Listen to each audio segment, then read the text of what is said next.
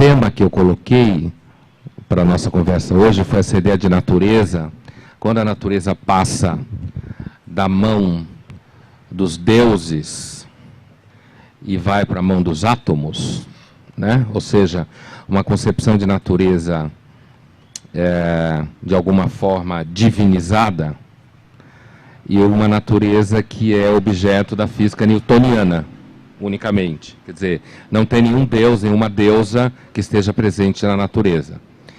E se a gente fosse falar em termos de cinema, tem um cineasta recente em atividade, que eu gosto muito da obra e tenho estudado um tanto, que é o dinamarquês Lars von Trier. Olhando do ponto de vista da natureza, que é um tema que ele contemplou nos 2 últimos filmes dele, no próximo ele também vai contemplar, porque o próximo é sobre uma ninfomaníaca, né? Ele disse que ia fazer um filme pornográfico de 6 horas de duração, são 2 episódios, primeiro 3, depois mais 3 horas. Mas os 2 últimos, se a gente pegar o Anticristo e Melancolia, são 2 filmes onde você tem a presença do cosmo, natureza dentro do cosmo. No caso do Anticristo, você tem a ideia de natureza mesmo, como a gente pensa, tipo árvores, né, fauna, e diretamente a figura da mãe, como uma representante do que seria a natureza. Inclusive, quando a gente estuda a história das religiões, a gente sabe que muitos cultos associavam a ideia da mulher como terra, mesmo antes de se relacionar o sêmen àquele que fertiliza a terra, no sentido do útero feminino. Nossos ancestrais provavelmente achavam que as mulheres eram um bicho esquisito, porque de repente a barriga crescia e botava outro para fora, né? E ninguém sabia direito de onde que a barriga crescia. Simplesmente, aparentemente, a barriga dela crescia e botava outra vida para fora. Então, a figura da mãe, como uma espécie de metáfora, ou uma espécie de microcosmo do macrocosmo, né? E, na Melancolia, de novo, o tema do cosmo, aí uma certa oposição, ou uma apresentação da natureza, digamos, física aos nossos olhos, como um lugar maravilhoso, onde o filme se passa, né? Onde se dá o casamento e depois se passa a segunda parte do filme, e que é uma espécie de chateau, né? Onde tem um campo de golfe normalmente são lugares lindos, e, em contrapartida, um planeta gigantesco chamado Melancolia, que vai bater e destruir a Terra. Então, você tem a beleza da natureza imediata associada à indiferença do cosmos. Então, do lado do Lars von Trier, eu vou fazer uma oposição dentro dessa conversa entre o olhar do Lars von Trier sobre a natureza, sobre o cosmo, e de um filme, que não é um filme autoral, do James Cameron, que passou uns 2 anos atrás, que é o filme Avatar, né? Emblemático do que seria o romantismo na sua versão, digamos assim, menos elaborada. A gente poderia usar termos mais duros com relação a essa versão romântica, mas de cara a gente pode dizer que é uma versão menos elaborada. E no fundo, quer dizer, o romantismo como grande pano de fundo filosófico da minha conversa, né? O romantismo, ele é, seguramente, na história da literatura, do pensamento ocidental, se a gente pegar a final do século XVIII, começo do século XIX, ele é um movimento que marca, talvez, a primeira grande crise da modernização com ela mesma, o mal-estar, né? A melancolia moderna, o sentimento de que a ciência destruiu as referências, digamos, mítico-religiosas, hierárquicas, que na Idade Média existia, aquilo que alguns chamam de assinatura de Deus. O cosmos é a criação de Deus, portanto, tem a presença do projeto divino nele, certo? Quer dizer, eu acredite que o cosmos é a presença num projeto divino de Deus, ou eu acredite que o cosmos é uma natureza e, portanto, uma deusa natureza, Tem diferenças. No primeiro projeto há uma transcendência de Deus, no segundo não é, a própria deusa é a natureza, né? Filosofia a gente chama isso de imanência, mas é mais ou menos a mesma coisa do meu ponto de vista aqui hoje, né? Estão todos do lado de uma divinização da natureza.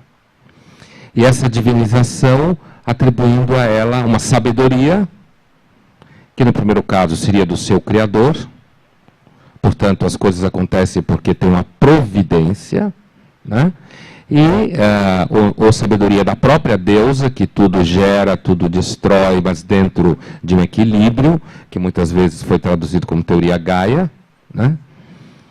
Como se a Terra mesma fosse uma divindade em si. E do outro lado, a visão científica, grosso modo, técnica, em que a natureza é só recursos naturais à mão para que a gente os manipule e os organize da melhor forma possível, ou os destrua na necessidade que a gente tiver. Certo? Esse segundo olhar estaria porque eu chamei de natureza só como átomos, né? Então, Newton, por exemplo, uma figura como essa, já no século XVII, na filosofia, meados do XVII, a gente vê o filósofo como Blaise Pascal, que era um cientista prático, dizer que ele olha ao seu redor e tudo que ele vê são espaços infinitos de escuridão que me apavoram, diz ele. Portanto, assim, o cosmo ficou vazio. É como se, ao invés de você pensar que no cosmo existe um ser que o criou e está presente naquilo que se processa nele, ou o próprio cosmo é uma divindade, ele passa a ser uma espécie assim, de grande terreno baldio, né? Onde as coisas estão dispostas ao acaso, ou a partir de leis cegas, que não são providências, são mais destino do que providências, né? E que estão lá largadas e a gente vai mexendo, montando coisas, e daí vem um sentimento de orfandade.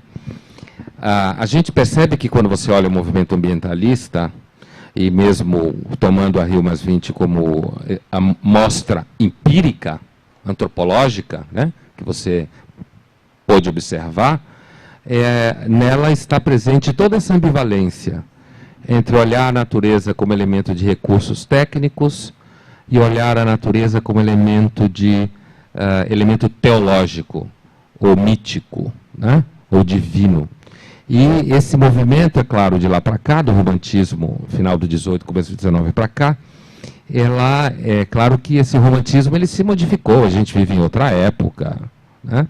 Não dá para ser Werther, né? Livro de 1784, hoje.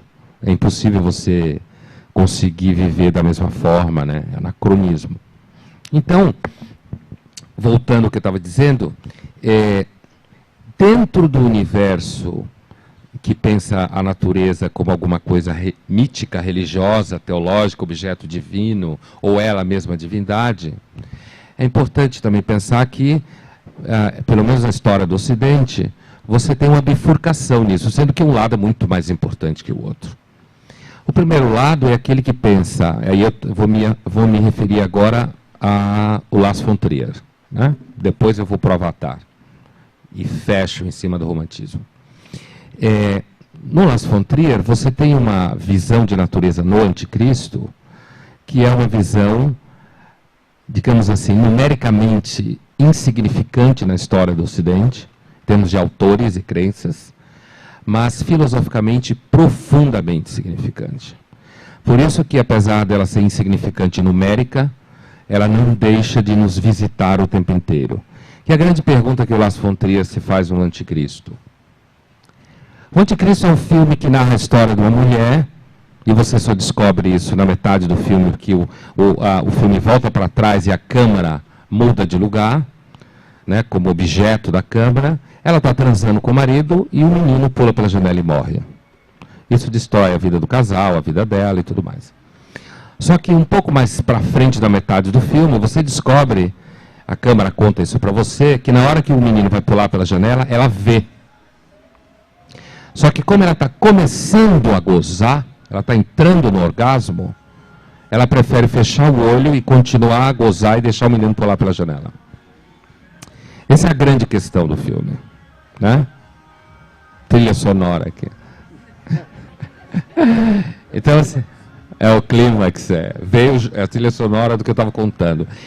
E aí, ao longo do filme, você vai descobrindo que ela já tinha outras práticas de tortura com o filho, e ela vai pirando porque ela vai reconhecendo que o mal está nela, e ela vai dizendo que ela é má. O filme tem algumas citações de trechos dos evangelhos gnósticos, que são os evangelhos cristãos do começo da era cristã, que afirmavam que o mundo tinha sido criado por um Deus mau. Ou seja, para Lars von Trier e Anticristo, a natureza é divina, mas ela é perversa, cruel. Ela é Medeia, de certa forma, mais ou menos, né? E não Gaia. Então ela não é aquilo que normalmente o movimento ambiental e os debates românticos ambientalistas normalmente seguem na direção de ver a natureza como uma grande sábia, maravilhosa, que põe tudo em equilíbrio e na qual a gente pode confiar, né? Por outro lado, no Anticristo ainda, essa consciência que a mãe vai ficando ao longo do filme, que ela é má, elas não têm nome, os personagens, né? É só o homem e a mulher, o pai e a mãe, que são as mesmas pessoas. Chega numa hora que o animal vira para o personagem masculino, que é o tonto da história, que acha que vai curar ela com a ciência, né? A raposa vira para ele e diz assim: aqui reina o caos, se referindo ao bosque, à natureza onde eles viviam, que o nome do bosque é Éden. Então, Lars von Trier trabalha com os referenciais teológicos ocidentais, ao mesmo tempo colando a marca dele, a questão dele, que é a natureza. Será que ela não é cruel? Né? O cosmos, ele não é, na realidade, um cárcere? A prova é que, para todo mundo ficar vivo, você tem que comer uns aos outros. A gente come franguinhos, boizinhos, né? É claro que tem aqueles que acham que não vão machucar comendo só, sei lá, alface, beterraba. Mas um dia que for provado que a beterraba tem dor, você vai acabar tendo que assumir seu lugar na cadeia de crueldade da alimentação da natureza, né? Porque você também está matando os seres vivos. Então, assim, isso no Anticristo. No Melancolia, né, você tem uma outra posição que é a indiferença da natureza. Então, ela é puro átomo, não há divindade. Na última sequência da conversa entre a Justine e a Claire, as duas irmãs, a Claire fala: não é possível, mesmo que o planeta acabe, tem que ter um lugar para o meu filho crescer. E a Justine fala, deprimida, melancólica: não tem, vai acabar. Quer dizer, o planeta vai bater por acaso, não tem nenhum motivo. Está vendo a cegueira da natureza aí? Né? Inclusive agora saiu nos Estados Unidos um livro que ganhou o Pulitzer, que vai ser traduzido no Brasil, do Greenblatt, sobre o poema Na Natureza das Coisas, do Lucrécio, né, do começo da era cristã, um pagão, onde ele o tema dele é justamente esse: a natureza é cega. São processos caóticos, contingenciais, e isso para nós é uma ofensa. Por que é uma ofensa? Porque nós temos naturalmente uma demanda de sentido. Quando a irmã Claire pergunta: tudo bem, o planeta vai acabar, mas onde meu filho vai crescer? O que ela quer dizer é o seguinte: eu continuo precisando imaginar onde meu filho vai crescer, senão nada tem sentido. E quando a outra irmã diz: não vai crescer, a vida na Terra foi um erro, é uma experiência malograda, é má, o universo não está nem aí, o planeta vai bater e acabou, né? Então, assim, agora, isso, a gente tem aí no caso do Melancolia, uma presença de um mal-estar romântico também, no sentido de que, no começo do filme, a primeira parte é dominada por um casamento ridículo e horroroso, e o Lars von Trier, ele tem tido o hábito contínuo de criticar a família, a mãe, o pai, numa chave de destruir a ideia de que a família e o casamento fossem locais de reprodução da vida, do bem, da felicidade, e sim, pelo contrário, locais de produção de tortura. Encerrando essa parte, quer dizer, o Lars von Trier, quando ele diz, depois do Melancolia, que ele vai fazer um filme sobre uma ninfomaníaca, e que esse filme é pornográfico, e ele diz, porque é só na pornografia que a gente é o que a gente é, só no ato sexual promíscuo, né? Ele está, na realidade, fazendo eco a um autor que eu e outras pessoas que acompanham a obra dele já vêm suspeitando que tem uma influência muda nos últimos filmes do Lars von Trier, que é um filósofo meio doido francês, do final do século XVIII, chamado Marquês de Sade, né? O Marquês de Sade tinha uma compreensão da natureza como cruel, perversa, e que ela tinha por hábito construir, de vez em quando, constrói seres para que os libertinos se divirtam. Então, um livro onde isso aparece de forma muito famosa é Justine e os Infortúnios da Virtude, onde a Justine vai apanhando todo mundo que ela tenta salvar, arrebenta com ela. Violenta, espanca, escraviza, rouba tudo que ela tem, e no final ela é presa, acusada de tudo que fizeram com ela, ela é acusada. Então, Marquês de Sade tinha uma teoria de que só você virando um libertino e deixando fluir em você esse desejo sexual mais violento, você se identificava com a natureza que é em si violenta. E que produziu até nas pessoas o sentido moral para que você tenha vontade de romper com a moral. Então, aquela ideia que hoje em dia às vezes me parece muito mal entendida, de que sexo é muito mais legal quando tem pecado e culpa do que quando dizem para você que você pode transar no meio da floresta ou no parque central da cidade, como se fosse em São Paulo, no Ibirapuera, porque sexo é lindo e saudável. O Sade é daqueles que acham que o sexo, quando tiver mais puxão de cabelo, tapa, coisa escondida, você transar com quem não pode, ser misterioso, ser sujo, quanto mais assim, na realidade, mais a gente se diverte.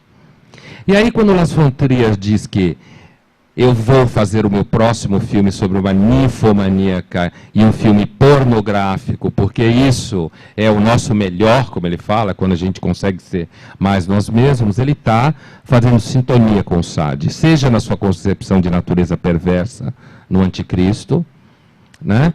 Seja mesmo no Melancolia, e ainda mais com essa fala com relação à pornografia daqui para frente. Além do fato que o Anticristo tem sexo bastante violento, e é uma característica conhecida do Lars von Trier, que ele exige que os atores e as atrizes façam sexo mesmo, né? Ele tem uma relação com o casting bastante problemática, tem gente que não suporta, trabalha com ele justamente por causa das exigências um tanto radicais que ele faz.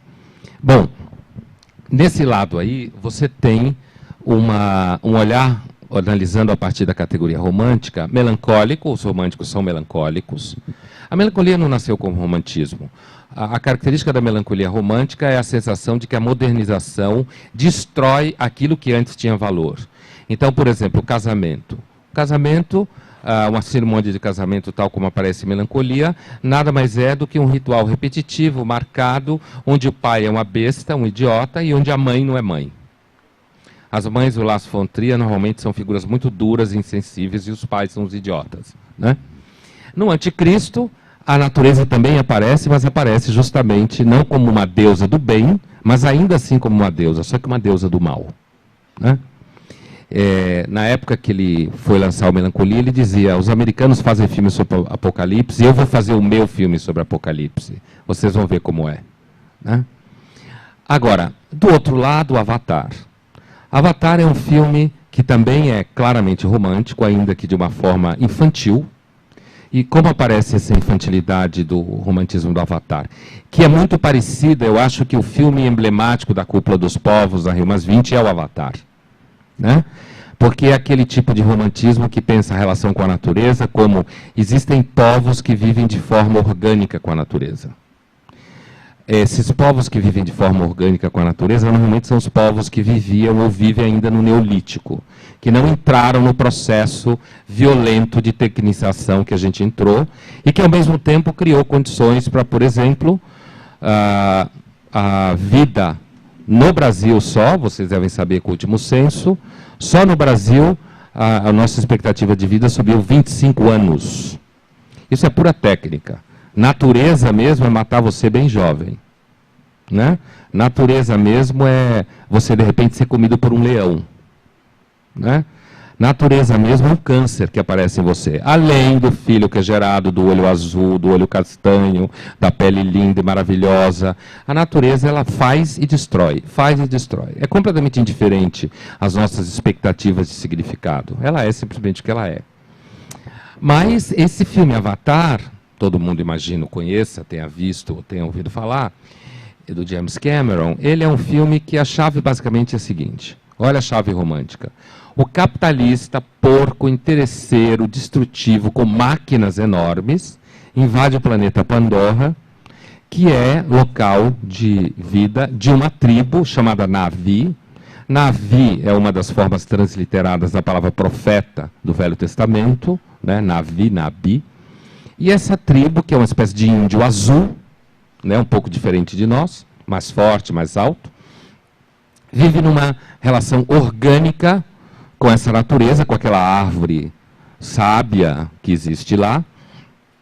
Inclusive tem até a cientista Sigourney Weaver, que se converte ao barato, que diz que aquela árvore, na realidade, é uma espécie de reunião de todas as partículas de pensamento da população inteira e da tribo inteira, constituindo uma espécie de consciência cósmica do planeta pseudocientífica. Essa ideia de que existe uma consciência total da qual a gente faz parte, entre a areia da estrela, a areia da praia, a areia do lago e você e essa areia aqui, né? Todos nós temos uma consciência, apesar de que até onde a gente sabe, consciência só emerge de um sistema nervoso bastante complexo, que pelo menos entre nós a gente só conhece no Homo sapiens sapiens. E aí, na história do Na'vi, você tem essas duas oposições, portanto, o humano como representante do interesse técnico burguês, mal, e o Na'vi, o índio, harmônico, pacífico, sem mais, que ama todo mundo e ama todos entre si e que não faz mal a ninguém. E aí o filme, ele evolui, como todo mundo sabe, para a derrota dos humanos, e tem um grupo de animais, que são os animais selvagens do planeta. E esses animais selvagens, tem uma hora que ele ataca o mocinho antes de virar a Na'vi, quando ele era só avatar, e a mocinha, que já é Na'vi, vira para ele e diz: quem mandou você acordá-los? Foi obrigado a matar uma dessas feras maravilhosas. Aí você já vê um indício de um romantismo infantil, que é a ideia de que a natureza em si é boa. Um leão só te mata se você acorda ele. Não é porque ele tem fome e ele come qualquer coisa que aparece na frente dele. É claro que isso é um olhar romântico infantil sobre a natureza, que aparece no debate ambiental, né? Por outro lado, tem um outro momento já no final, que quando os humanos malvados estão invadindo o planeta, essas feras que matavam todo mundo, né, aleatoriamente, como fera, elas começam a atacar só os humanos capitalistas e se alinham à tribo dos Na'vis. Ou seja, é mais ou menos como você imaginar que uma cobra cascavel só morde capitalista porco. Ela não morde uma pessoa que ama a natureza e passar por perto dela. De novo, o romantismo infantil. Então, assim, portanto, essa oposição entre natureza que vai da divindade aos átomos, né? Essa é uma oposição que a primeira vez que a gente conhece ela de uma forma um tanto sistemática, no livro do Greenblatt, comentando o Lucrécio, que eu dizia da natureza das coisas, o Lucrécio já tem essa visão. Na realidade, o atomismo é grego, né? Demócrito, Leucipo, o Epicuro também partia da concepção atomista do cosmos, ou seja, de que é só um monte de pedrinhas juntas, pedrinhas entre aspas, né? Átomos ou partículas. Então, assim, essa oposição romântica, ela carrega em si muito das nossas angústias modernas. Porque, independente de qualquer compreensão antiga religiosa, qualquer crítica à religião, a natureza, ela foi muito primitivamente já divinizada pelos homens, pelos nossos ancestrais.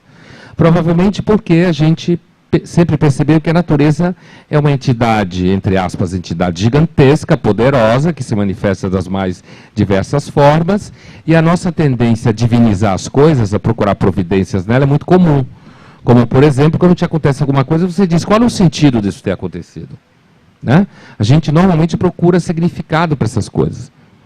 E aí, o que vai acontecendo com a modernização é que, a partir da visão científica de mundo e da instrumentalização de tudo, que é uma marca da lógica mercantil burguesa, da qual a gente vive, a natureza ela vai virando, assim como tudo mais, coisa.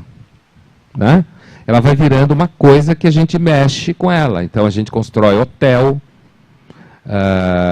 aerosol para matar mosquito, a gente constrói quimioterapia contra câncer, vitamina, contraceptivos, viagras, antibióticos, vacinas, tudo isso para conter o efeito indesejável que a natureza tem sobre nós. Então, entre essa passagem de uma natureza como divindade a uma natureza como átomo, o romantismo, ele vai, entre outras coisas, vai marcar um sofrimento aí. Ele vai sentir que é uma perda. Tanto é que, se você pega, por exemplo, o poeta John Keats, que é um poeta romântico importante inglês, né? Que, como todo romântico, morreu de tuberculose com 20 e poucos anos, que é romântico morre jovem. Então, o romântico de 75 anos é uma aberração.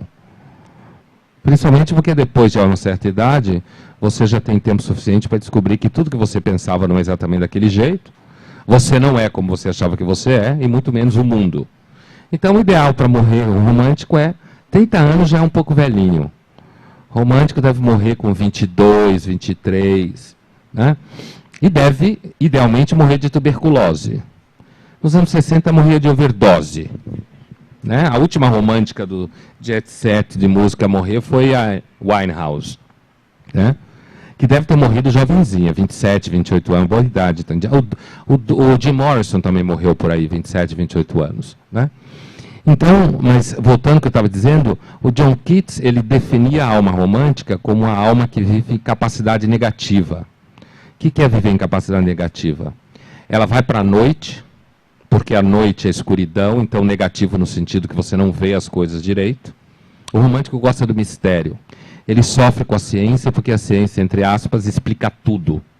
Né? E ao explicar tudo, desencanta.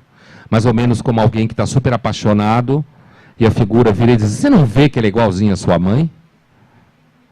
Amor nada mais é do que um sintoma, uma projeção narcísica, um resto do seu Édipo. Por isso que você só se apaixona com homem, por homem que parece com seu pai de alguma forma. Aí a menina diz, mas ele é o contrário do meu pai. Está vendo aí? Seu pai continua sendo o referencial. Se ele for sempre igual, sempre diferente, continua sendo o referencial. Ou seja, vem alguém e explica. Ou então alguém diz assim, não, o amor é uma espécie de glândula que joga umas coisas em cima da sua cabeça e você fica babando por causa de uma pessoa. Para o romântico isso é uma agonia, porque para ele o amor é aquilo que há de mais sublime na experiência humana. Por quê? Porque o romântico constrói a ideia de que o amor é a única coisa que não se vende, que não se compra. Por isso que ele vai para a Idade Média, atrás dos contos românticos, que não, o nome não era romântico, Amor Cortês, que também não era cortês, simplesmente fin amours, como falam os provençais franceses do século XII e XIII, aqueles heróis que morrem de amor, que o amor é impossível. Outra coisa, romântico que é romântico morre jovem, e amor verdadeiro não dá certo. Os medievais diziam que amor verdadeiro só no adultério, no casamento nunca, porque a continuidade do casamento mata o amor. Porque o amor não sobrevive à conversa. Então você tem texto de época da literatura medieval, traduzido em português, um deles chama-se Tratado do Amor Cortês, editora Martins Fontes, de um cara chamado André Capelão. Um padre especialista em amor, a gente pode imaginar como eram as coisas. Então, assim, inclusive ele era conselheiro de uma duquesa muito famosa chamada Marie de Champagne. Ele diz, né, não converse com a sua amada, porque o amor não resiste à morte do mistério. Então, assim, se o romântico verdadeiro morre jovem, o verdadeiro amor romântico também não dura. Por isso que as narrativas são sempre assim. Ela é casada com o melhor amigo dele, ele morre na guerra, ela é muito religiosa, prefere se entregar a Jesus, fica entre Jesus e ele, e no final vira freira, mas morre de tristeza porque Jesus não basta para ela. Quer dizer, tem sempre um rolo no meio. O romantismo fala daquilo que os franceses chamam échec, impasse, fracasso. O romantismo fala do Europa no final do 18, começo do 19, dizendo, acabou o mundo. Que mundo é esse? A ruína do sistema medieval, a ruína do sistema aristocrático, que os franceses chamam de ancien regime, e a instauração da lógica burguesa de vida, na qual você só vale pelo que você ganha. e pelo que você tem. Hoje em dia é muito comum se falar em relativismo cultural. Relativismo cultural é uma coisa mais ou menos verdade.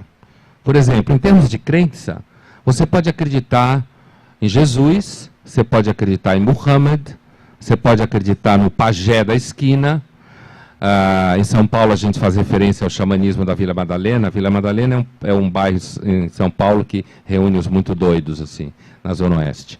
E assim, você pode acreditar em Elvis, você pode acreditar que a sua mãe é uma deusa, você pode acreditar que você é um ET, você pode acreditar em qualquer coisa, portanto relativo. Só não deixe de pagar o cartão Visa. Isso é absoluto. Então, no sistema burguês, não é que existe relativismo. Existe um valor absoluto, dinheiro. O resto você brinca. Você compra coisa daqui, compra coisa dali. Então, essa percepção que o romântico tem de que o mundo que está nascendo é um mundo que só vale pela reprodução do que os marxistas chamam capital, né?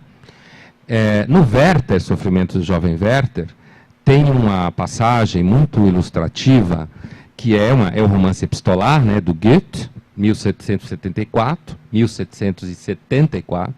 considerado assim a primeira grande peça romântica, em que ele está trocando cartas com um amigo e uma hora ele se lamenta porque a mãe dele fica enchendo o saco dele para arrumar um emprego. Porque ele é um burguês rico, mas não trabalha, né? É apaixonado por uma mulher casada, tenho que fechar? Apaixonado por uma mulher casada, e essa mulher chamada Carlota, só no final você descobre que ela está afim dele e não do marido, mas ele se mata no final, né? Contei o final da história, mas bom, é a mesma coisa que Romeu e Julieta. Todo mundo sabe que o Werther se mata, Romeu e Julieta também. Mas o que eu quero dizer aqui, para finalizar, então é o seguinte: tem um momento de uma das cartas que o Werther escreve para o amigo, que ele reclama da mãe, dizendo assim: minha mãe quer que eu trabalhe, ela diz que eu não faço nada. Como assim eu não faço nada? Eu amo. Olha aí. O romântico oferece a experiência do amor como se fosse um modo de fazer alguma coisa. Quando na lógica burguesa, na lógica moderna, científica e técnica, fazer é transformar o mundo de modo concreto e produzir dinheiro com isso. E riqueza para aumentar a vida das pessoas. A grande controvérsia do debate ambiental, e que eu vi isso se repetir na Rio 20 de forma concreta, de um lado você tem uma burocracia que é a ONU, que fica lá discutindo vírgula, ponto e vírgula, adjetivo, tentando equilibrar as concupiscências e os interesses de todos os países. De outro lado, você tem um debate que aparece de fato a questão. Para você produzir vida confortável para o número de pessoas que a gente tem hoje, é impossível você voltar a um sistema de economia neolítica, onde eu te dou um frango e você me dá uma cabra. Com o tamanho de demandas de conforto que a humanidade tem hoje, e o problema da sustentabilidade é exatamente esse: demanda ilimitada, recursos limitados. Por um lado, alguns acreditam que só mais técnica e ciência e produtos competitivos podem melhorar essa relação de insustentabilidade. E por outro lado, tem aqueles, os românticos, tipo, como assim? Eu amo, né? Ainda que o livro seja muito melhor que isso, não é só isso, tá? É aqueles que acham que a gente vai resolver o problema da insustentabilidade retornando a uma percepção de natureza divinizada, achando que a gente vai mudar o mundo com nossa alimentação orgânica, né? Ou querendo impor aos outros os nossos hábitos. Você tem aí uma controvérsia, porque não dá para viver como aborígenes, a não ser que morra 2/3 da população mundial. Com esse número de gente, todo mundo querendo ser feliz e conforto, só com técnica a gente consegue isso. Porque o tamanho da população e a extensão da vida é fruto da técnica, não da natureza. Então, entre uma natureza de deuses e uma natureza de átomos, esses deuses podem ser bons ou maus, e do lado dos átomos existe a ideia de que eles estão aí para a gente usar, e aí a nossa decisão é como usá-los. Alguns querem voltar à divinização, e outros acham que a questão é como a gente vai lidar com essa insustentabilidade da nossa relação com esses átomos. E descobrir formas de que esses átomos continuem funcionando e continuem garantindo a nossa sobrevivência. Ninguém sabe direito para onde a gente está indo. Obrigado.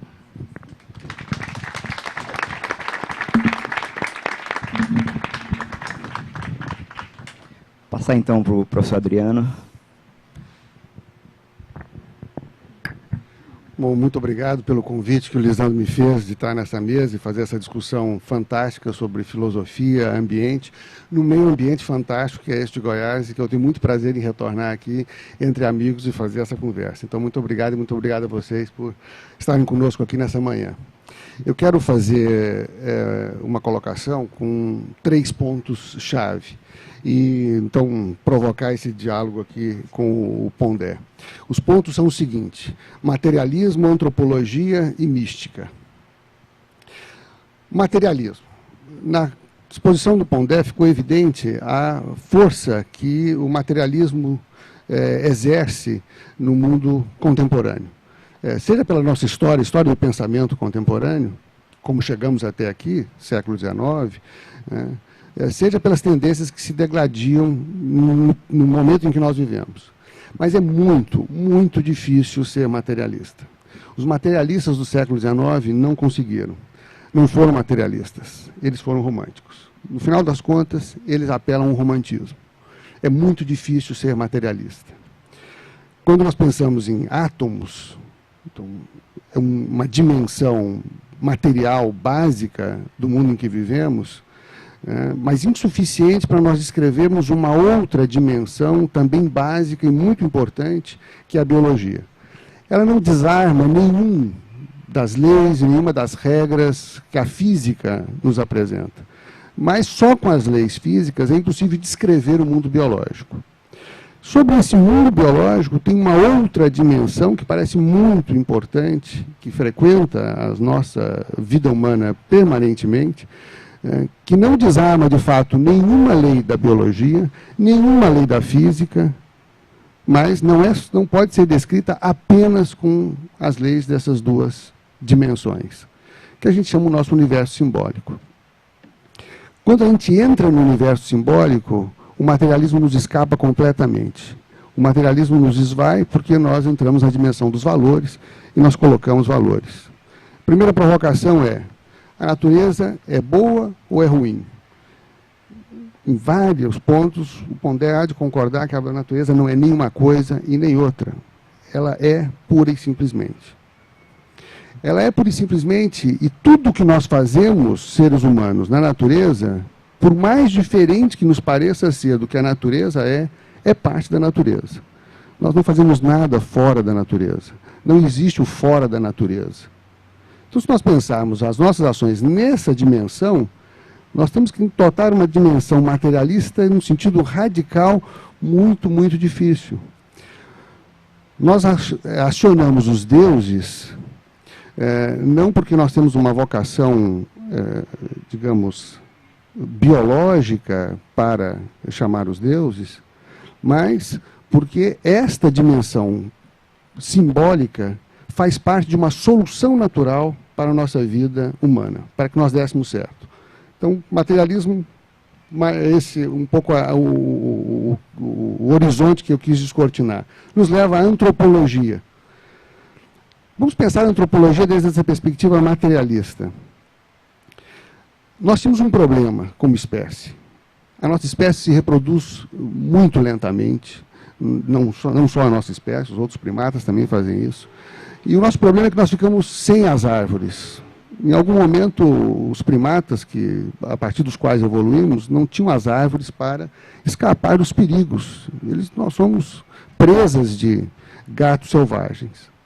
Bom, o nosso problema é que nós nos reproduzimos de uma maneira muito, muito lenta. Muito difícil nos reproduzirmos. A natureza precisava, não precisava de nada, mas, enfim, a espécie se estabeleceu porque ela conseguiu uma solução para isso. E a solução se chama reprodução coletiva.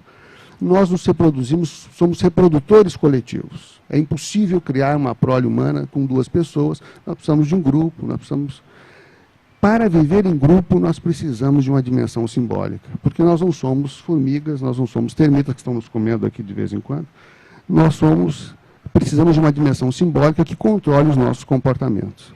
E os nossos comportamentos estão dirigidos ao bel prazer da natureza, que é reproduza. E reproduza o quanto você puder.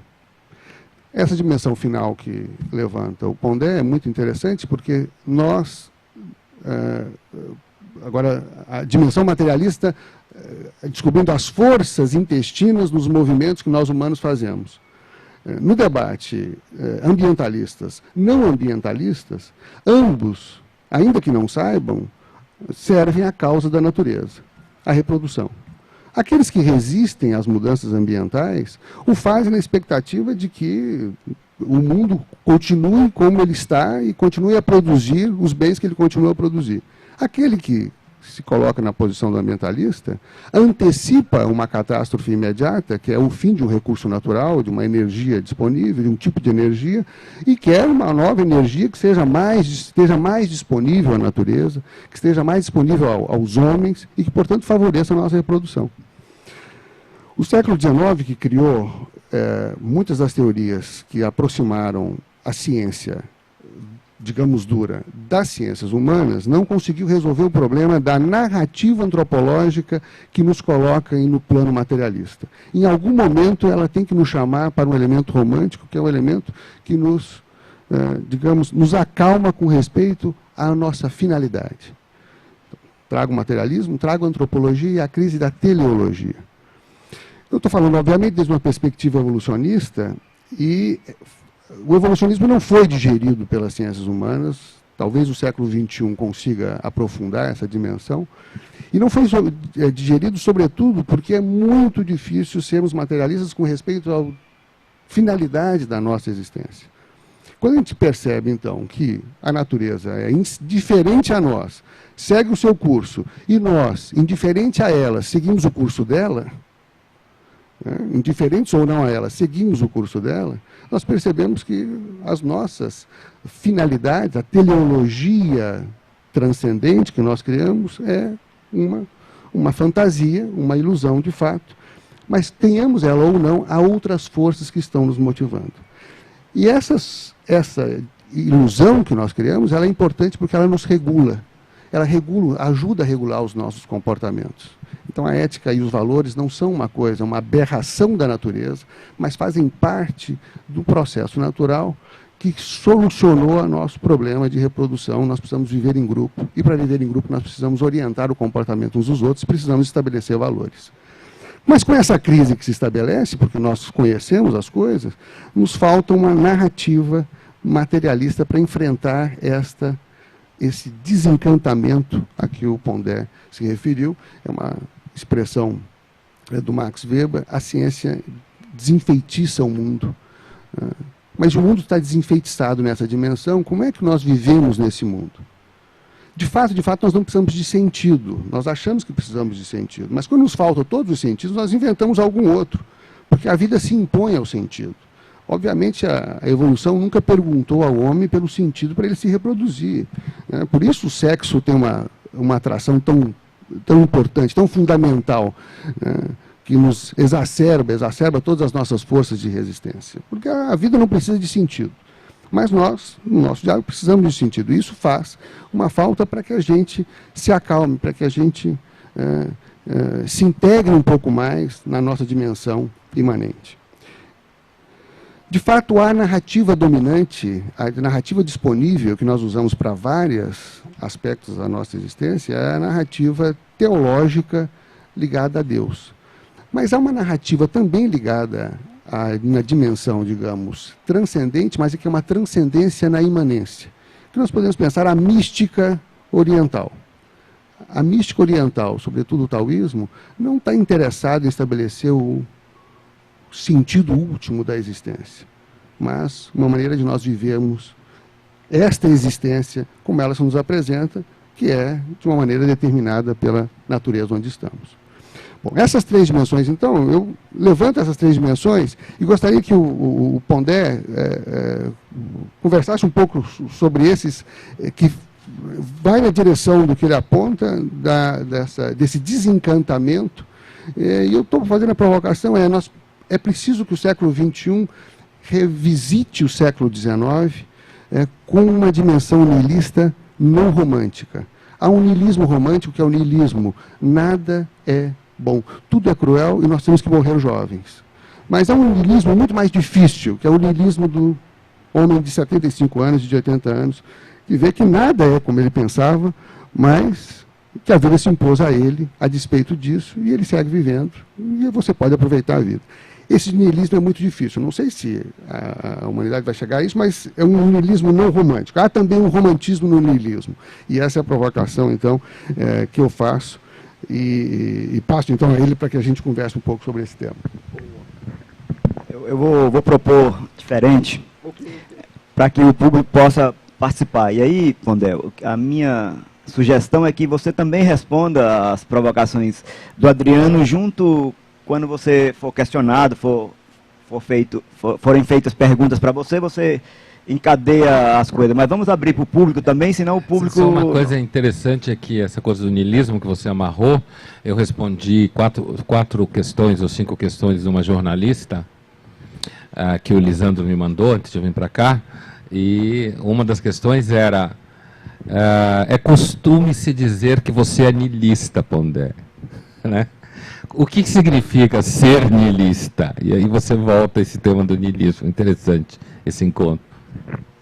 Não, legal. Então eu vou pedir, vou abrir inscrições aqui, e eu vou pedir para vocês, para que a gente aproveite melhor a presença dos dois aqui, para a gente começar essa conversa, que vocês se inscrevam primeiro e que depois façam perguntas objetivas, quer dizer, curtas, porque senão nós vamos dar menos oportunidades, ok? Então, podemos começar as inscrições.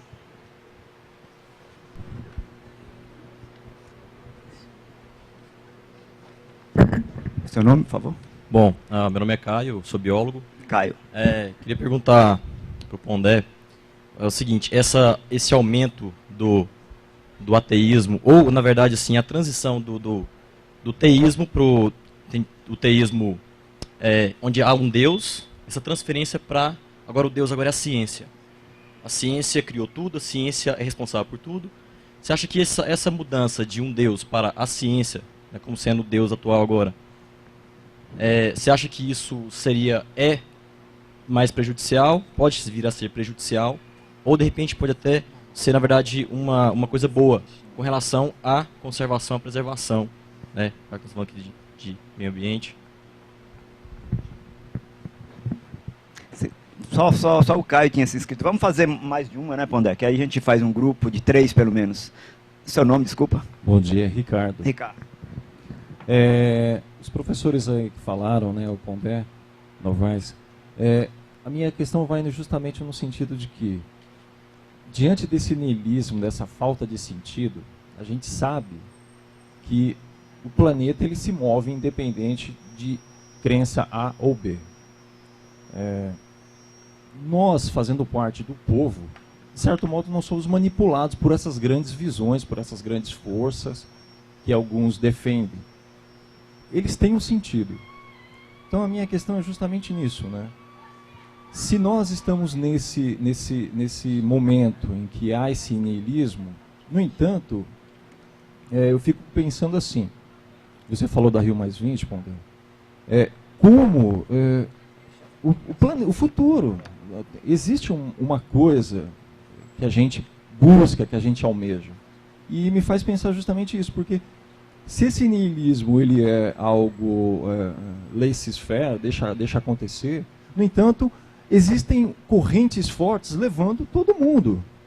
Quer dizer, então, quer queira, quer não, nós estamos sendo aí direcionados por essas grandes visões. Então, eu fico pensando assim, se tem esse niilismo dessa crença A ou B, nós, enquanto seres humanos, nós podemos, não só podemos, mas no meu entender, devemos, optar por uma visão X ou Y e seguir, independente se vai favorecer o status quo ou não.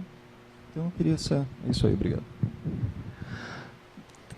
Mas esse rapaz de camisa branca, e aí a gente encerra esse primeiro grupo e passamos a palavra para o Pondé, para o Adriano, ok? Newton. Pondé, eu trabalho com alguns textos seus em sala de aula, alguns alunos entendem, outros não, mas o trabalho é esse, né? É sempre assim, alguns entendem, outros não. Isso. E no filme, O Anticristo, eu sempre vi aquele filme de uma forma muito impactante, quando a mulher não tem nome, a natureza, bem posta das suas palavras, impõe a sua força naquele ambiente. O tolo, o homem, na sua crença psicológica, nas suas convicções científicas, do seu bom selvagem. Tenta trazer aquela mulher de volta ao seu bom ambiente. A crueldade dela é tamanha que quem assistiu o filme sabe que é realmente chocante algumas cenas. Mas no final ele vence, entre aspas, de que forma? Ele consegue sair daquele ambiente e ela se perde na sua existência. Conclusão, não seria esse bom selvagem a salvação não só da espécie, mas também do planeta? Olha, são 4 pequeníssimas questões, né? Eu vou começar pela tua e penso em chegar até o niilismo que você perguntou, porque é uma questão filosófica bastante grande, que eu acho que leva inclusive ao coração do debate do niilismo dentro da obra do Nietzsche, né, as formas distintas de niilismo. Eu acho que no caso do Anticristo, assim, o personagem do William Dafoe no Anticristo, ele é um sujeito que começa a querer compreender a sua esposa dentro da chave de um luto grave, portanto, dentro de uma chave científica. Ele trabalha com formas de psicoterapia cognitiva e comportamental, tenta fazer com que ela quando ele está no trem, ele manda ela se imaginar na natureza e ela se confundir com a natureza, e a câmera brinca de cima com ela virando grama, tipo o corpo dela perdendo contorno com a grama, e isso fracassa porque eles estão num trem em alta velocidade, e aí passa umas figuras monstruosas na frente da... Muita gente não vê isso, porque é muito rápido, precisa ver várias vezes o filme para ver, e essas imagens que passam rapidamente acaba cortando esse delírio dela, que na realidade não vai funcionar. Então eu não sei se o homem, William Dafoe, é o bom selvagem da natureza no filme. Eu acho que o que vence, na realidade, ele consegue matar a mulher e, portanto, de alguma forma, naquele momento, extirpar a desgraça do Éden, né? É quando ele resolve matá-la, pura e simples. Ele não quer matar, ele quer entendê-la numa chave científica de um luto grave, e ela diz para ele o tempo inteiro, eu sou má, você não sabe o que está se passando aqui. Quando ela desiste do doutorado dela, que era uma defesa de que as bruxas foram queimadas por uma questão de gênero, e passa a afirmar que elas foram queimadas porque eram ruins mesmo, e que na realidade não é que ela está querendo fazer um discurso machista, né? Antes que alguém ache isso, essa discussão que às vezes me parece que atrapalha tudo, porque fica nesses clichês do jardim da infância. O que acontece ali, me parece, ela está dizendo para ele assim, olha, o seu vocabulário científico não entende o que eu estou falando no vocabulário ontológico, teológico e cosmológico. Então eu não acho que ele a mata como bom selvagem. Eu acho que ele a mata como alguém que percebe que a relação com a natureza também passa pela violência. E esse não é o bom selvagem. No sentido do bom selvagem como figura harmônica instalada no seio de aquilo que foi construído como paradigma do que seria a utopia romântica da natureza, né? Me parece que não, ele ao contrário, enquanto a ciência para ele era uma exclusão da validade do enunciado dela, ou seja, eu sou má, isso não é brincadeira, você não sabe.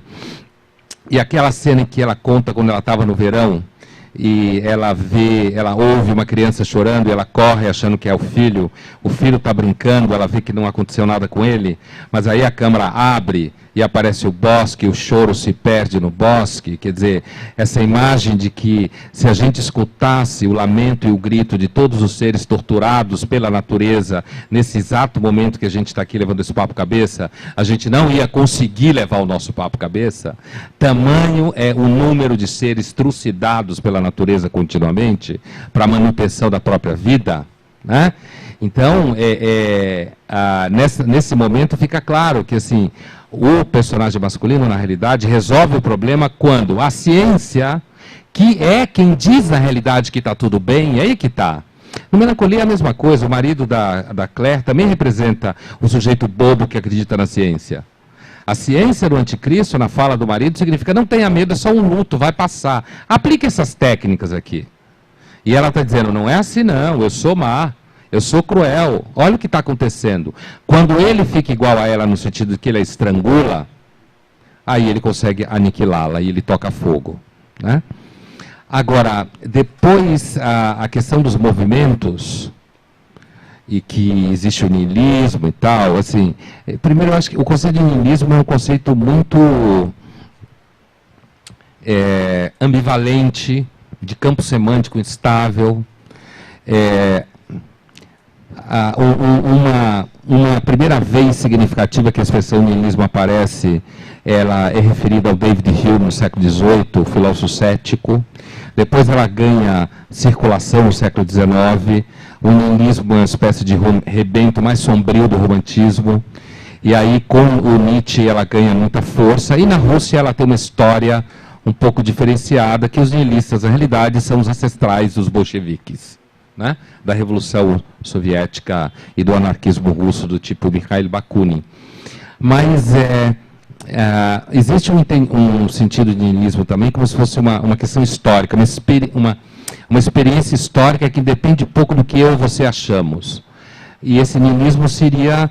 Nihil significa nada, né? Portanto, não haveria fundamento para a validade dos valores, os valores, que é uma expressão muito nova em filosofia, né? Para a gente se referir a moral e ética, né? Essa coisa de dizer que moral é uma questão de valores, mas o niilismo seria a afirmação de que esses valores não têm nenhuma justificativa absoluta. Eles são relativos, históricos, mutáveis, e aí o niilismo seria uma experiência histórica, independente de eu abraçá-lo ou não, ou você abraçá-lo ou não, no sentido de que alguma coisa é dada, assim como, sei lá, o capitalismo é dado, né?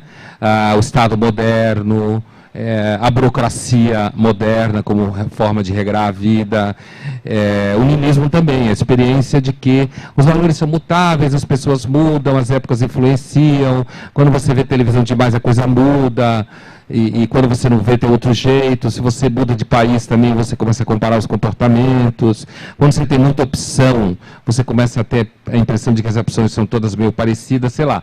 O niilismo, ou a ideia da morte de Deus, que fala o Nietzsche como morte da fundamentação absoluta da moral. Então o niilismo enquanto tal, além de uma opção de vida, do tipo eu assumo sou niilista, ou você assume sou niilista ou não sou niilista, que acho que vai bastante ao encontro do que você perguntava, e aí você diz,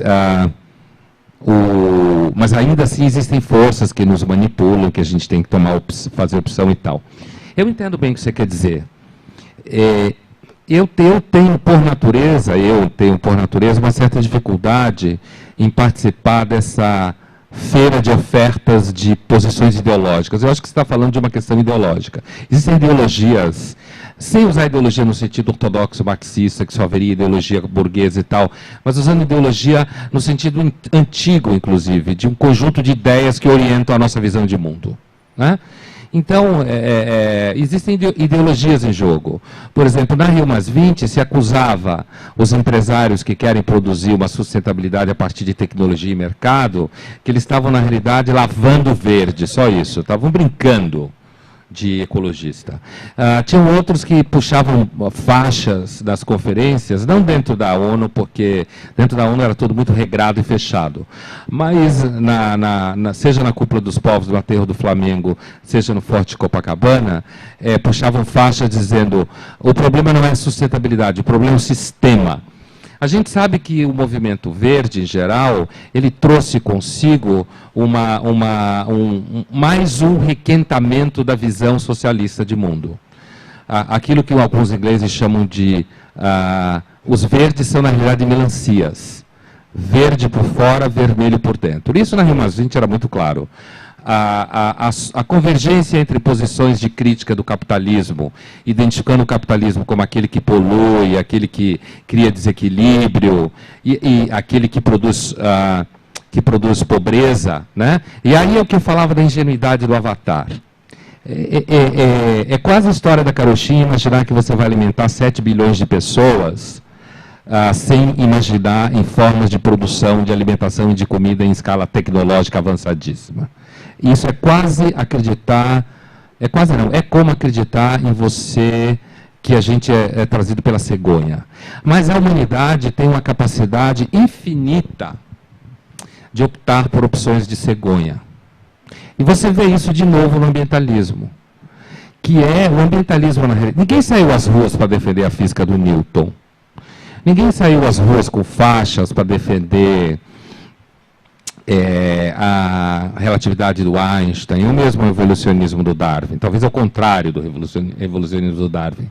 As pessoas saem às ruas por esse tema, porque esse tema carrega um sentido apocalíptico. O apocalipse sempre deu dinheiro e sempre nos moveu, porque se o mundo vai acabar, é um problema de sentido. Né? Eu tenho que me posicionar em relação a isso.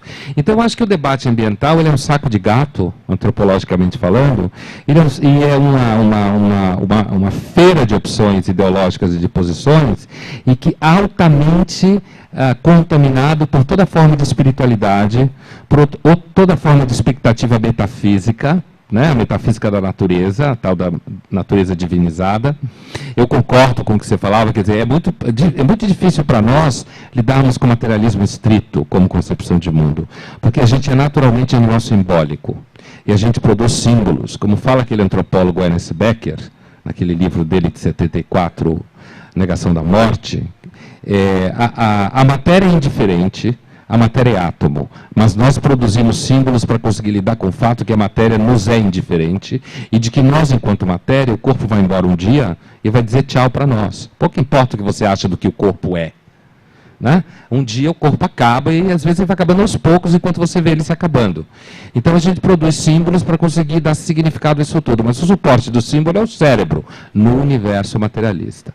Então, eu acho que existem as mais diversas opções. Tem aquela opção que acha que, na realidade, o culpado do problema ambiental no Brasil é o governo, é a Globo. Culpa-se a mídia por quase tudo. Né? Pensa-se que as pessoas que trabalham na mídia têm grandes projetos de controle das mentes e tudo mais. Né? Então, pensa-se que são 4 ou 5 bancos que causam isso. Né? Outras pessoas acham que é porque a gente não consegue parar de usar celular. Então a gente fica poluindo o mundo. Agora, o interessante é que, por exemplo, tem gente que é super contra a exploração de bauxita, sei lá, ou qualquer outra coisa, agora divulga essa ideia usando o Facebook. Quer dizer, como você pode usar Facebook e computador e ser contra a exploração de minerais? Então, eu pessoalmente, acho que uma coisa que atrapalha muito a discussão da sustentabilidade versus insustentabilidade é a presença dessa espécie de espiritualidade democrática, mal informada e ingênua do tipo Avatar, que esculhamba o debate, confunde as coisas, e o esforço que a gente faz, eu digo, os técnicos, inclusive, faz para ver com o mínimo de clareza o que significa a contradição da insustentabilidade de fato, a médio e longo prazo, se ela existe, como evitá-la. Tem gente que fala, vamos parar de explorar petróleo. Só que esse cara fala isso querendo ir à reunião para fazer isso de avião. Quer dizer, isso é de uma infantilidade filosófica e intelectual, numa dimensão, e eu acho que o pior, isso atrapalha a discussão. Então, se você me perguntar, a gente acaba tendo que tomar opções, mesmo que exista uma certa... eu acho que quando a vida aperta, muitas vezes a gente precisa tomar opção, mesmo que não tomar a opção, seja tomar uma opção, né, escolher uma opção. Eu, pessoalmente, acho, já disse isso várias vezes no jornal, em programas de televisão, eu acho que eu sempre tendo para a posição de pesquisa técnica, científica, competitiva, associando conhecimento e mercado, porque essa é a única forma que a gente conheceu de produção de riqueza e melhoria das condições de vida. É o único modo. Foi dessa forma que a gente chegou até transplante de coração, foi dessa forma que a gente chegou à UTI, foi dessa forma que a gente chegou a contraceptivos, foi dessa forma que, inclusive, a gente chegou à democracia, que entre todos os regimes péssimos que existem, é o menos pior, até onde a gente conhece. Então, quando você pergunta, então a gente tem que fazer uma opção e tal, e essa coisa de que a gente é manipulado, eu acho que é mais ou menos manipulado. Eu entendo o que você quer dizer por manipulado, no sentido que quando uma pessoa tem, por exemplo, a possibilidade de ser um opinion maker, como se fala em publicidade, que você está atuando na mídia, você está passando ideias, as pessoas estão ouvindo, elas estão se definindo de acordo com aquele universo que é exposto para elas. Ou mesmo quando você, por exemplo, eu lembro algum tempo atrás, em publicidade, que eu faço consultoria de comportamento, um cliente me pedia, tem um problema. O meu cliente, o cliente é a agência, o cliente dele é o cliente, né? Eu tenho um problema, Pondé, que é o seguinte, meu cliente ele vai reduzir em tamanho o produto, que é um detergente, mas ele vai cobrar mais caro. Por quê? Porque ele vai fazer uma fórmula verde. Agora, como que eu faço para vender isso para uma mulher de classe C e D, que não dá valor a isso, certo? Como que eu vou convencê-la de que ela tem que pagar mais caro por um produto com menos substância e mais caro? Como que eu vou convencer essa mulher disso? Porque as pessoas normalmente projetam no macrocosmo toda uma ordem de perfeição, mas quando elas têm que disputar um apartamentozinho numa praia horrorosa com o irmão, elas vão por pau. Né? Mas elas projetam que a humanidade devia se entender, todo mundo devia se amar, todo mundo devia ser generoso, os povos deviam abrir mão da violência. Mas na hora que elas vão disputar uma casinha cair aos pedaços na periferia com a irmã, elas vão para o pau. Então, assim, essa é a natureza humana. Adora achar de si ótimo, que ela é maravilhosa, e na prática ela é o que ela é. Né? Então, assim, o que eu diria para você, encerrando o que eu estou respondendo a você, assim, eu acho que tem várias opções, e a minha opção sempre tende para essa tentativa um pouco mais técnica, científica, de achar que no pé que a gente vai, com o tamanho da humanidade que a gente precisa não abrir mão da técnica e da ciência, mas sim chamar a técnica e a ciência para nos ajudar a ver em que medida a gente consegue, de fato, enfrentar a contradição da insustentabilidade. E eu não acho que o debate já terminado. Para mim, o debate sobre aquecimento global de causas antropogênicas está longe de ser óbvio. O que isso é interessante, porque veja o caráter... Eu acho que o debate ambiental é muito mais religioso do que científico. Aliás, científico eu acho que tem 3%, o resto tudo é espiritualidade. A prova é que se você levanta dúvidas sobre as causas antropogênicas do aquecimento global, você é visto como herege. E não como alguém que está discordando de uma teoria acerca de se as formigas se reproduzem pelo modo A ou B. Não, você é herege, você é um monstro. E aí vem a tese de que, na realidade, você está fazendo isso porque tem alguma petroleira árabe que banca você, o que é também história da carochinha. Todo mundo que fala alguma coisa tem uma petroleira árabe por detrás, ou se você é a favor do ambientalismo por causas antropogênicas, aquecimento, é o Al Gore que está te financiando. Quer dizer, tem sempre uma coisa, que isso faz a vida ficar legal.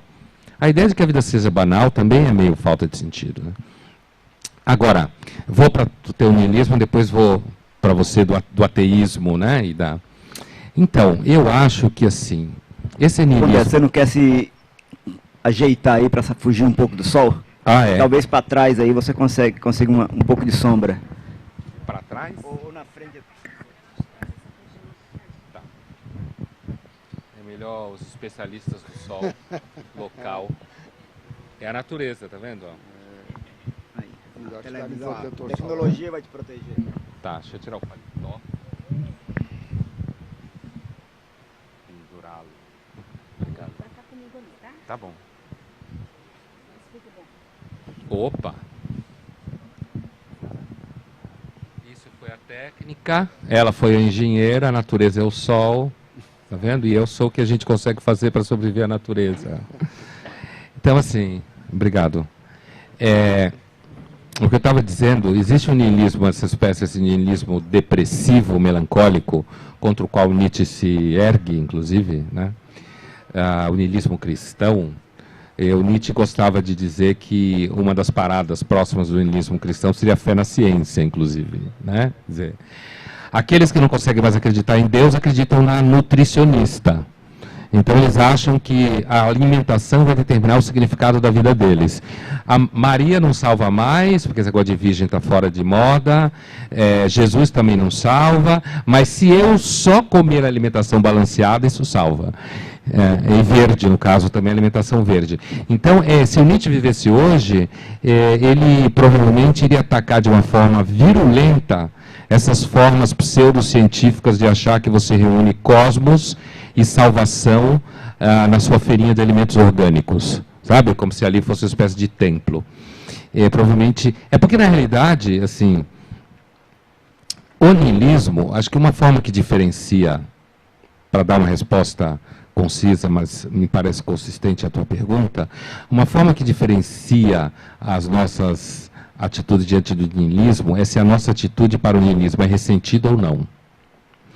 O niilismo ressentido, aquele que o Nietzsche critica, é aquele que nasce da minha incapacidade de ter fé nas ferramentas morais trazidas pelo cristianismo e pela metafísica.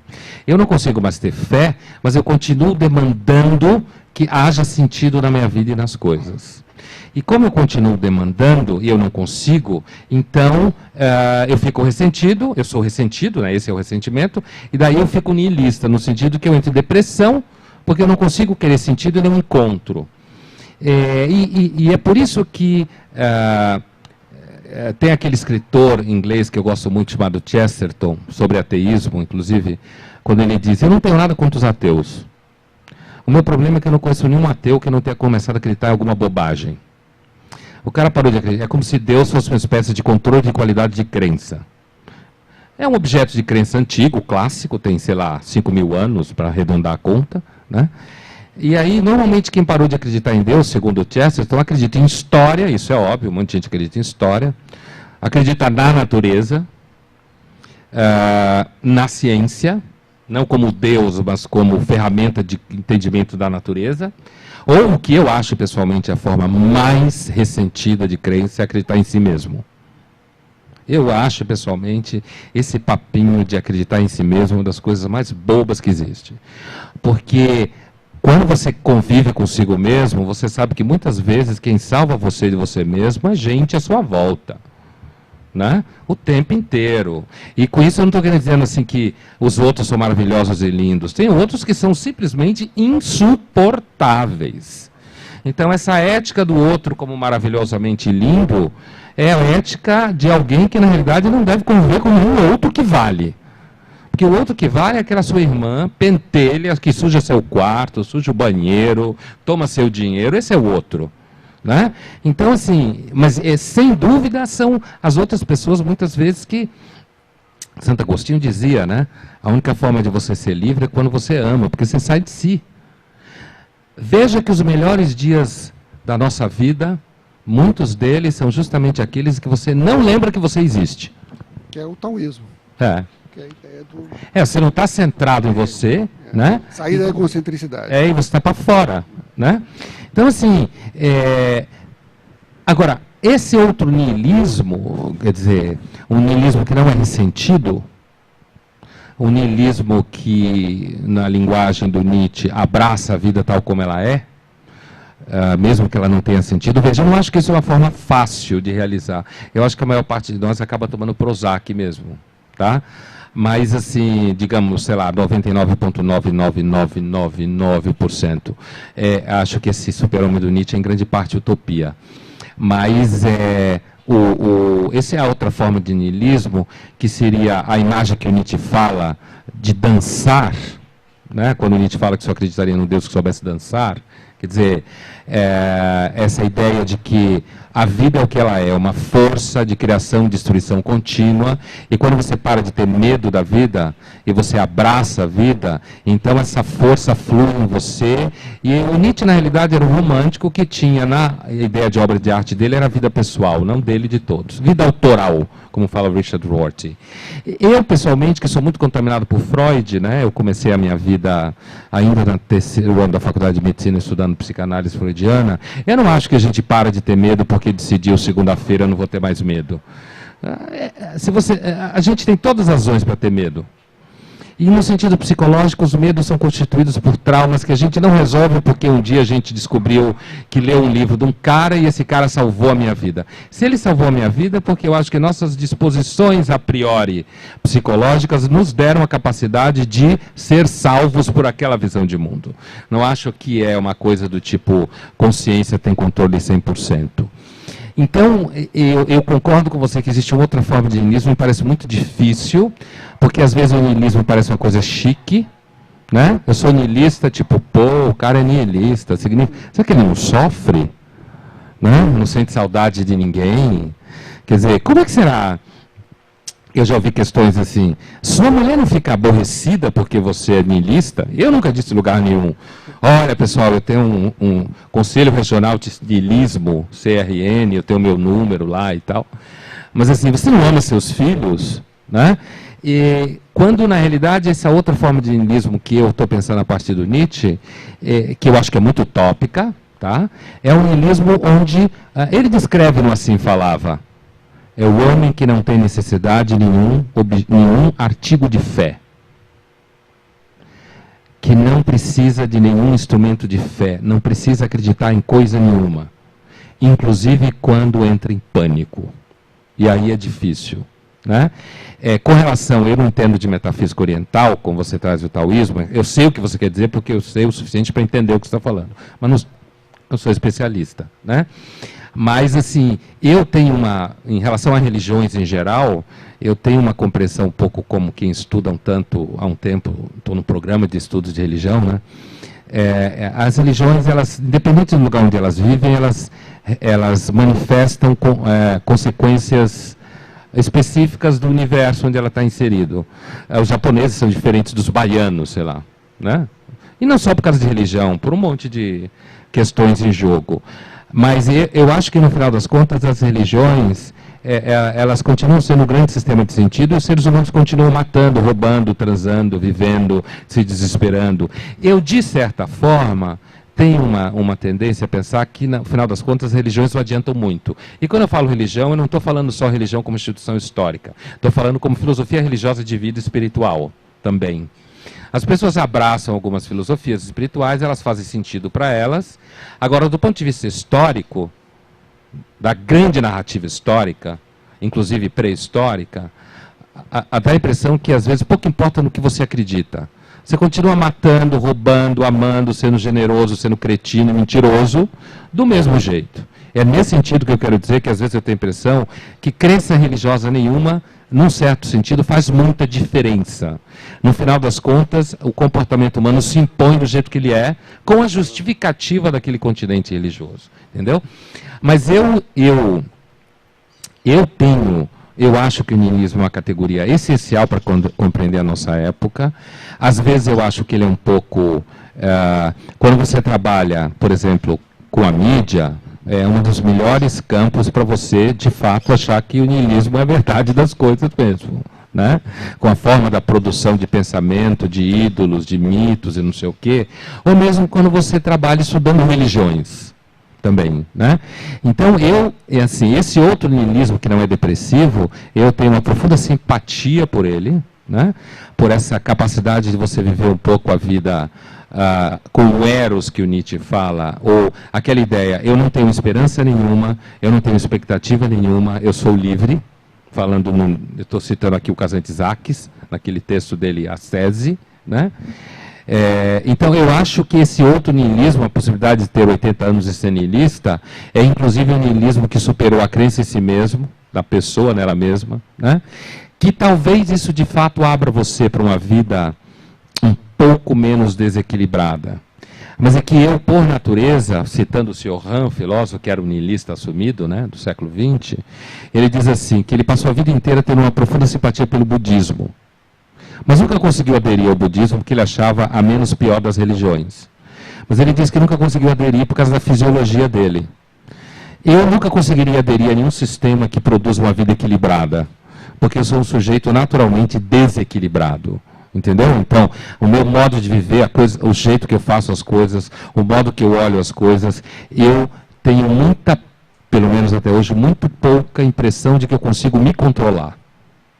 E nesse sentido, eu não acho que eu conseguiria produzir uma ascese espiritual de tal forma a conseguir atingir um niilismo sublime ou espiritual.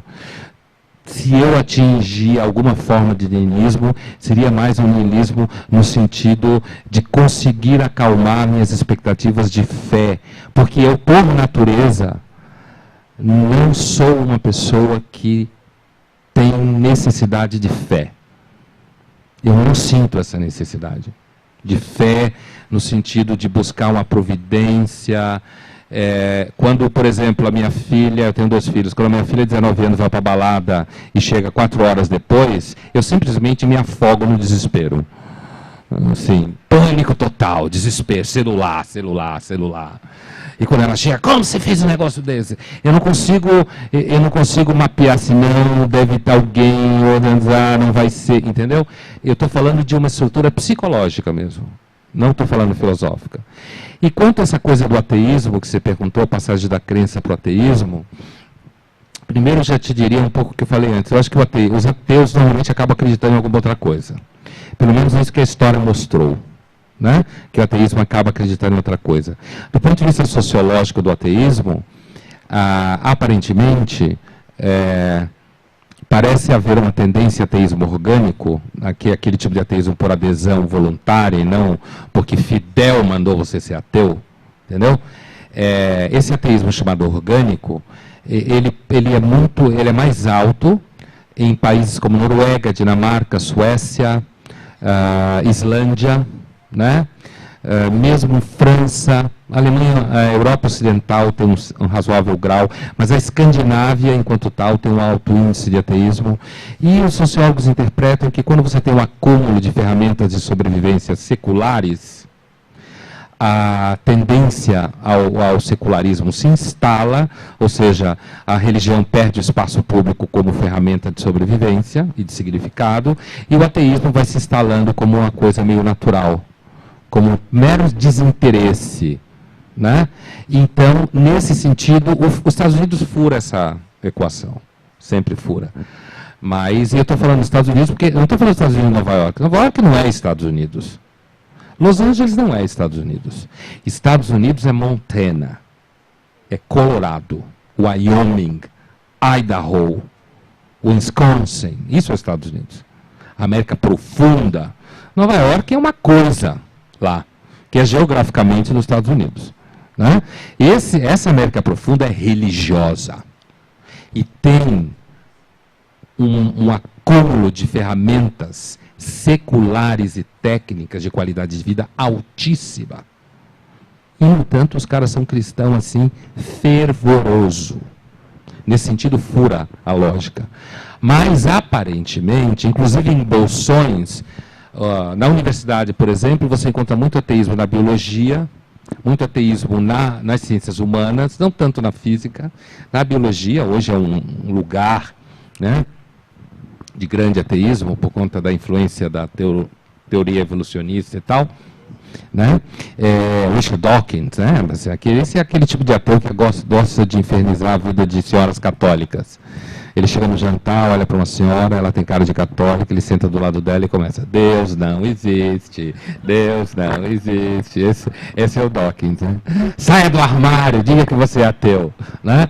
Mas, então eu acho que o ateísmo é assim, veja, eu não vejo o ateísmo, às vezes eu já escrevi na minha coluna uma frase, pela qual eu já paguei muito caro, muita gente cobra de mim, é porque o jornalismo, ele tem muito de redundância.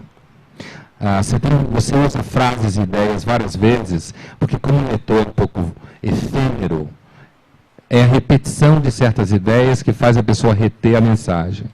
Então, uma frase que eu já repeti várias vezes é assim: com 8 anos eu fiquei ateu. Golfinhos também são ateus. O que eu quero dizer com isso é que ser ateu é fácil. Assim, na nossa sociedade contemporânea, me parece dado elementos de conhecimento técnicos, científicos e de vida secularizada, essa ideia de que o ateísmo é um ponto de chegada de um grande esforço, só se for para se livrar do seu pai que te obrigava a ir para a igreja. Mas do ponto de vista filosófico, eu acho o ateísmo uma teoria extremamente fácil de você chegar até ela. E assim como eu acho que a religião não resolve grandes questões da vida, eu acho que o ateísmo também não. Né? E, portanto, não acho que a gente diga que se todo mundo ficar ateu vai ser melhor. Eu acho que as pessoas vão continuar se matando, vão continuar brigando pelo apartamento da casa pequenininha quando o pai morreu, vão continuar roubando um marido, a mulher do outro, vão continuar tendo problema com os filhos, vão continuar do mesmo. Eu tenho, nisso eu sou acusado de niilista também, eu tenho uma grande sensação que a gente não sai muito do lugar. Eu estudo um pouco pré-história, por causa das religiões pré-históricas, e cada vez mais eu tenho essa impressão.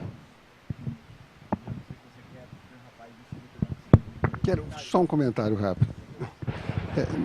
Justamente pegando a deixa desse último ponto, é que nós damos provavelmente muito mais importância ao discurso, né, que é o discurso da vida espiritual, do que ela realmente tem influência no nosso comportamento. Então, isso é também um resultado da necessidade desse discurso para a nossa interação social. Quer dizer, isso também é um resultado evolutivo.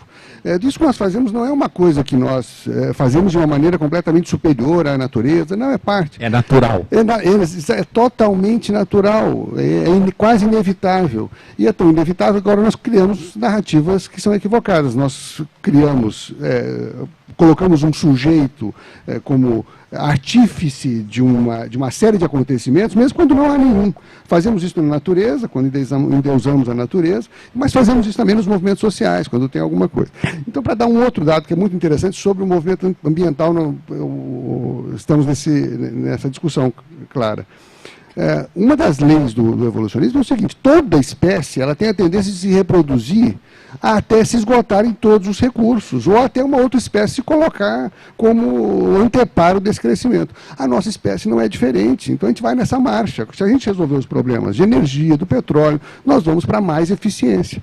Esse era o princípio do marxismo no século XIX. Havia aí uma utopia, que é a utopia do romantismo do século XIX, que nós podemos desarmar. Mas nós vamos para essa marcha, nós estamos com 7 bilhões, vamos para 9, se conseguirmos resolver tecnicamente os problemas, vamos para 12, 15, e sabe lá quanto.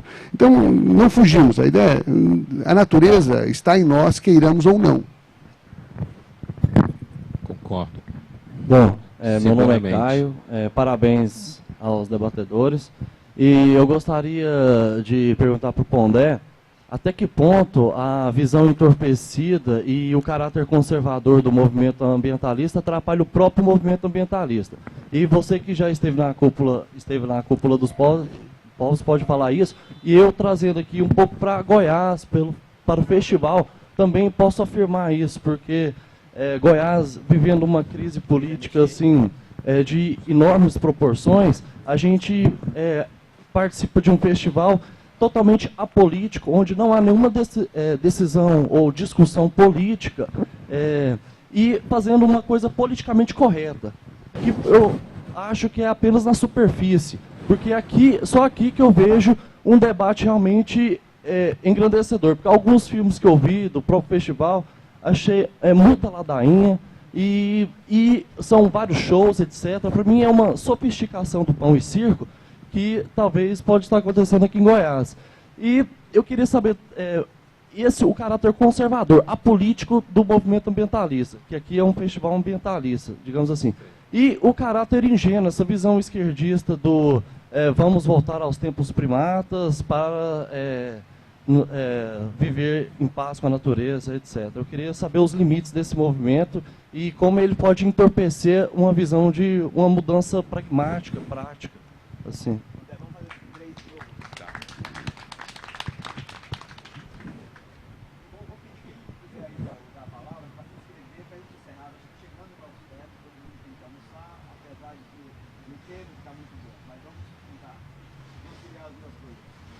Pondé, meu nome é Marcos. Em uma das suas entrevistas, não lembro onde, você fala dos jantares inteligentes, onde um grupo de pessoas se reúne, que se julgam ou mais inteligentes ou mais intelectualizadas, para discutir sobre alguns assuntos. E que existem até jantares inteligentes para criticar outros jantares inteligentes. Complementando a pergunta do colega, a Rio Mais Int é um jantar inteligente? O FICA é um jantar inteligente? Nós estarmos aqui é um jantar inteligente? Tem mais uma.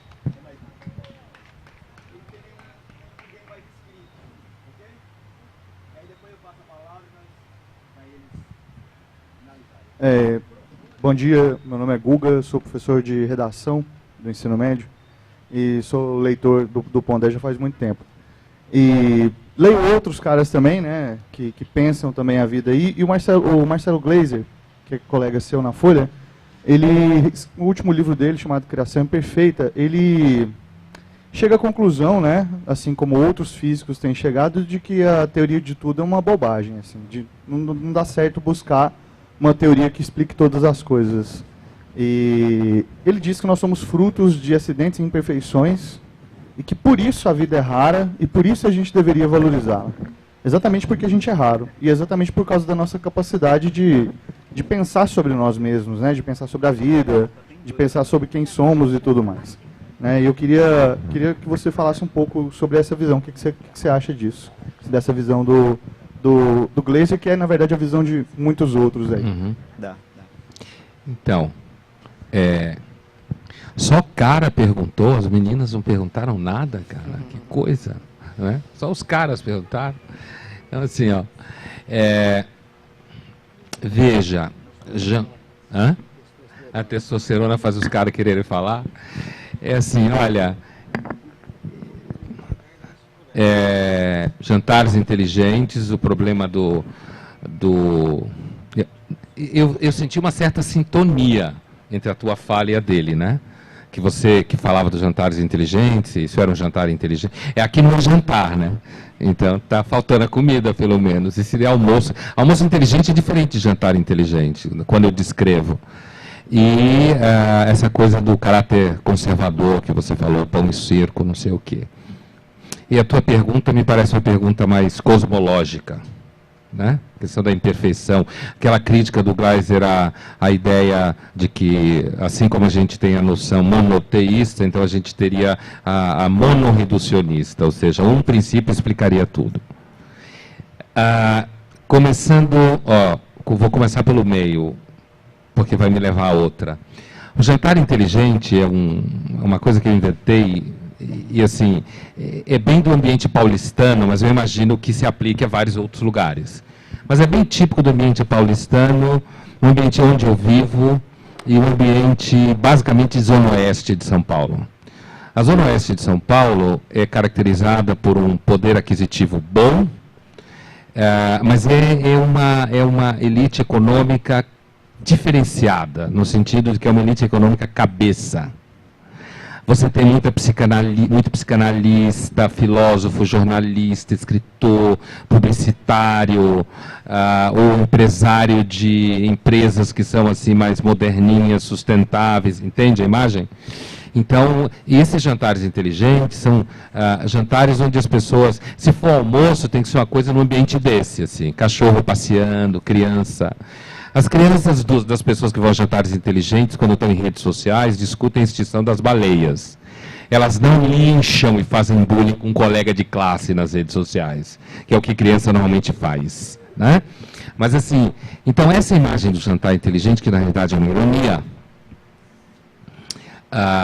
mas é uma ironia assim, ad infinito, porque existe o jantar inteligente para criticar o jantar inteligente. Na realidade, o que eu quis dizer foi o seguinte: é um fenômeno antropologicamente muito bem localizado, paulistano, mas que eu acho que faz eco no resto do país, de pessoas que, na realidade, sabe, lá em São Paulo tem umas 4, 5 escolas, todas mais ou menos de esquerda, e todas custam mais ou menos R$2.000 por mês. E são todas na Zona Oeste. Normalmente os filhos dos jantares inteligentes estudam nessas escolas. Então são escolas que vão fazer estudo do meio, com viagem de avião no meio, hotel caríssimo, mas é todo mundo de esquerda, todo mundo revoltado, indignado com o problema das favelas do Rio de Janeiro. Então é um perfil, certo? Paulistano, que eu repito, acho que não é só paulistano, mas é bem típico, de pessoas que, porque sei lá, frequentam Paraty, se acham mais cultas do que pessoas que frequentam Guarujá, por exemplo, que são lugares assim na região, né? Então é um ambiente, quando eu falo desses jantares inteligentes, o que eu quero dizer é que a gente criou um tipo de comportamento que na realidade é mais uma forma de alienação, mas só que é uma alienação que carrega dentro de si assim: no jantar inteligente você pode ser budista, mas jamais católico. Porque budista é chique. Por quê? Porque tem gente que acha que ser budista é fácil. Toda religião é o mesmo nó, quando ela é séria. Tem gente que manda em gente que ganha dinheiro, gente que mente, uns santinhos no meio que são bem poucos, e pedofilia. Todas. porque é o mesmo ser humano. Mas tem gente no Ocidente que acha que budismo é uma religião cabeça, pura, progressista, avançada.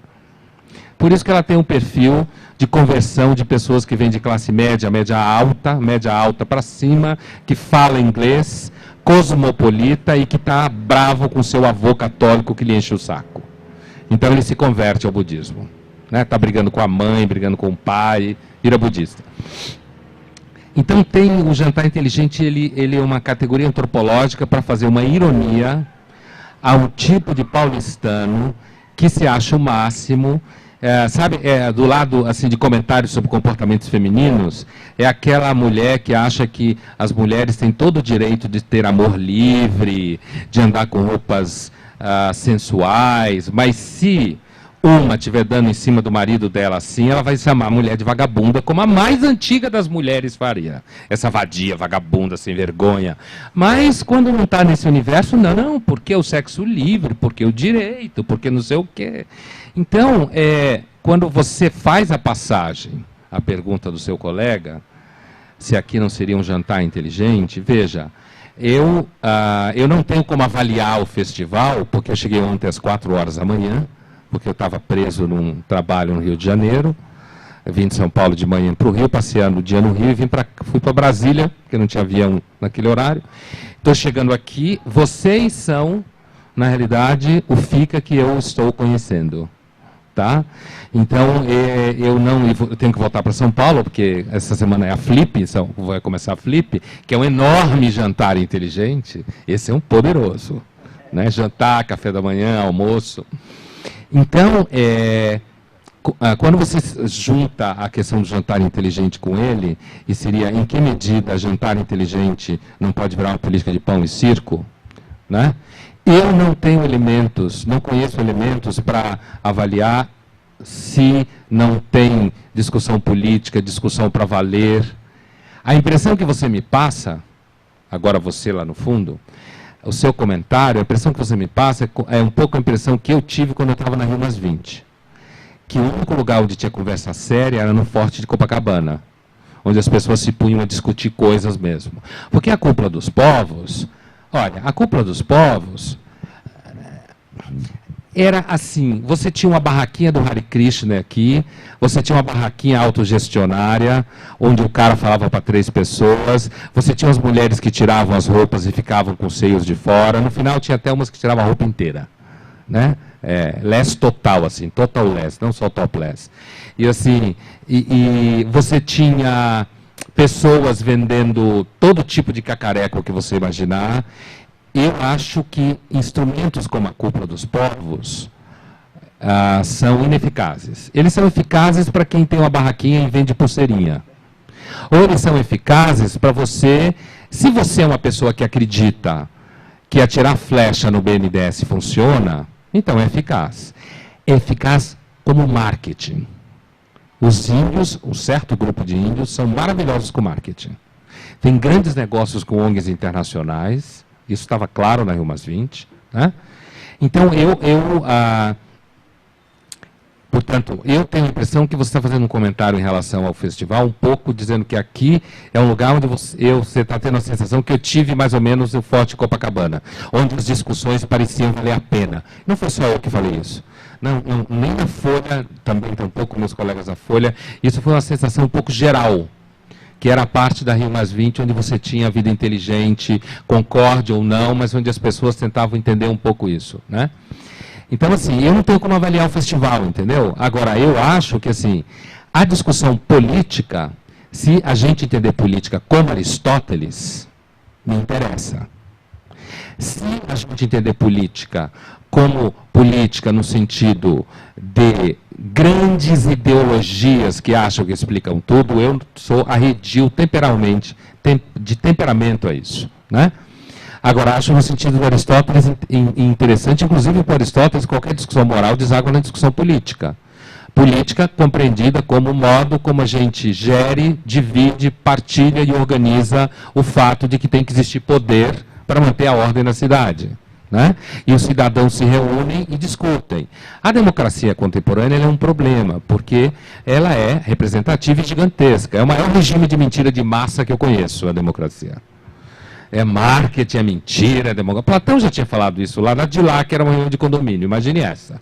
Né? Mas assim, eu, como sou professor, jornalista, estou em discussão com as pessoas, uma vez uma amiga minha perguntou assim, você fica com aí toda essa coisa que você é pessimista, nihilista, não sei o quê, você é um puta cara que dá aula, um monte de aula, envolvido com os alunos, e escreve. Você acredita no mundo melhor, porque eu escrevi um livro chamado Contra o Mundo Melhor. Né?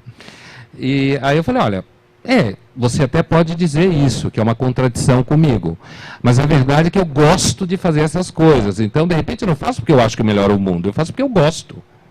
Eu gosto de conversar com as pessoas, escutarem, trocar ideia com elas.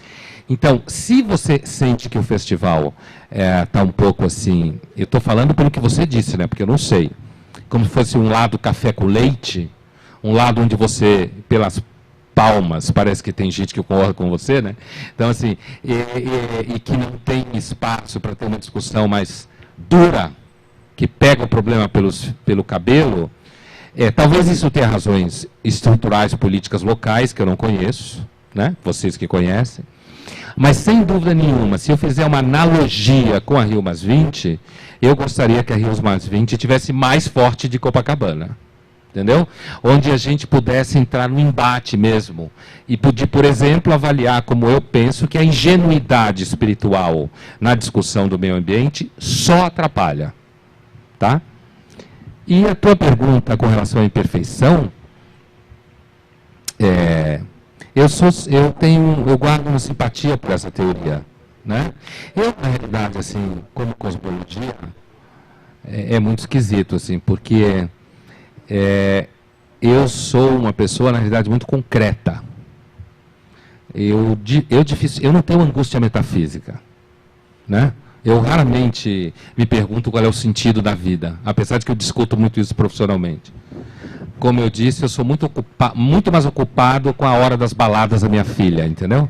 Isso é uma coisa, meu filho vai casar agora. Eu estou dando exemplos de que eu sou muito concreto. Né? Então eu diria para você o seguinte... como forma de visão de mundo, um pouco mais geral, eu sou muito simpatizante com o darwinismo, como concepção de mundo onde você tem um acaso operando, uma seleção de elementos bem-sucedidos, mas eu não acho que o gene egoísta do Dawkins resolve tudo do ponto de vista moral. A moral, a pergunta pelo certo e errado do comportamento faz parte da evolução da natureza, como você dizia, quer dizer, produzir símbolo, produzir cultura, produzir moral, para nós é que nem a abelha faz mel. Entendeu? Então, apesar de que tem gente que acha que a discussão moral do darwinismo não vale, porque é como se fosse uma discussão nihilista, criptonihilista. Por quê? Porque ela diz que a moral não tem fundamento a não ser a própria evolução. E aí tem gente que acha que isso não serve. Mas, dentro desse ponto de vista, eu tenho uma tendência a achar que essa teoria que parte de uma imperfeição do universo muito simpática. Eu sou muito simpático a ela. Apesar de que eu acho que o Gleiser ele faz um aproveitamento dessa teoria que é diferente do meu modo de entre aspas, utilizá-la. Eu acho que o Gleiser tem, desde aquela questão dele sobre poesia e física, às vezes eu acho que ele tem muito uma preocupação de acalmar a angústia do ser humano. Eu não tenho essa preocupação. Então, assim, eu sou simpático a essa teoria da imperfeição e da multiplicidade, mas não para dizer que logo, se há imperfeição e multiplicidade, o ser humano é lindo. Sabe o que eu acho que é o multiculturalismo? É uma espécie assim, de visão de mundo, onde a gente acha que o mundo é uma praça de alimentação de shopping center, onde você pode misturar culturas que nem se mistura molho de comida. Né? Eu não acho que as culturas vivem muito bem uma com as outras. Isso não quer dizer que você tem que matar uma cultura e outra. Eu acho que é muito complicado. Às vezes a gente não suporta a cultura da casa da cunhada. Imagine você querer suportar a cultura que diz que, sei lá, que tem que cortar pedaço daquilo, que tem que fazer aquilo outro com o outro. Entendeu o que eu quero dizer? Então,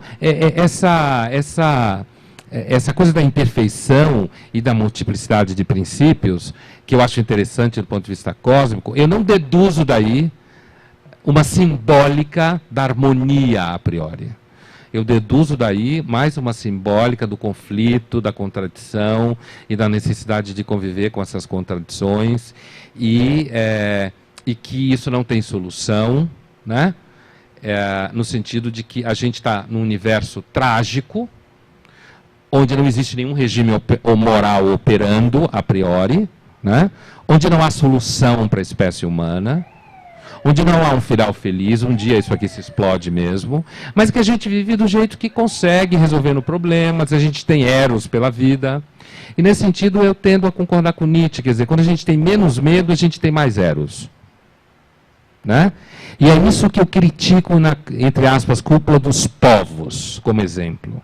Porque para mim é ressentimento que nem... O Nietzsche dizia que o cristianismo é platonismo para as massas e para os pobres. Né? Eu acho que cúpula dos povos é uma espécie de platonismo dentro do movimento ambiental para as massas. Os povos não vivem bem, no sentido de que é fácil. Ah, eu adoro você porque você é indígena. Ah, eu adoro você porque você é Hare Krishna. Coisa nenhuma. Não funciona assim. Na realidade, quando a gente começa a conviver, é que começam a surgir os problemas. Obrigado.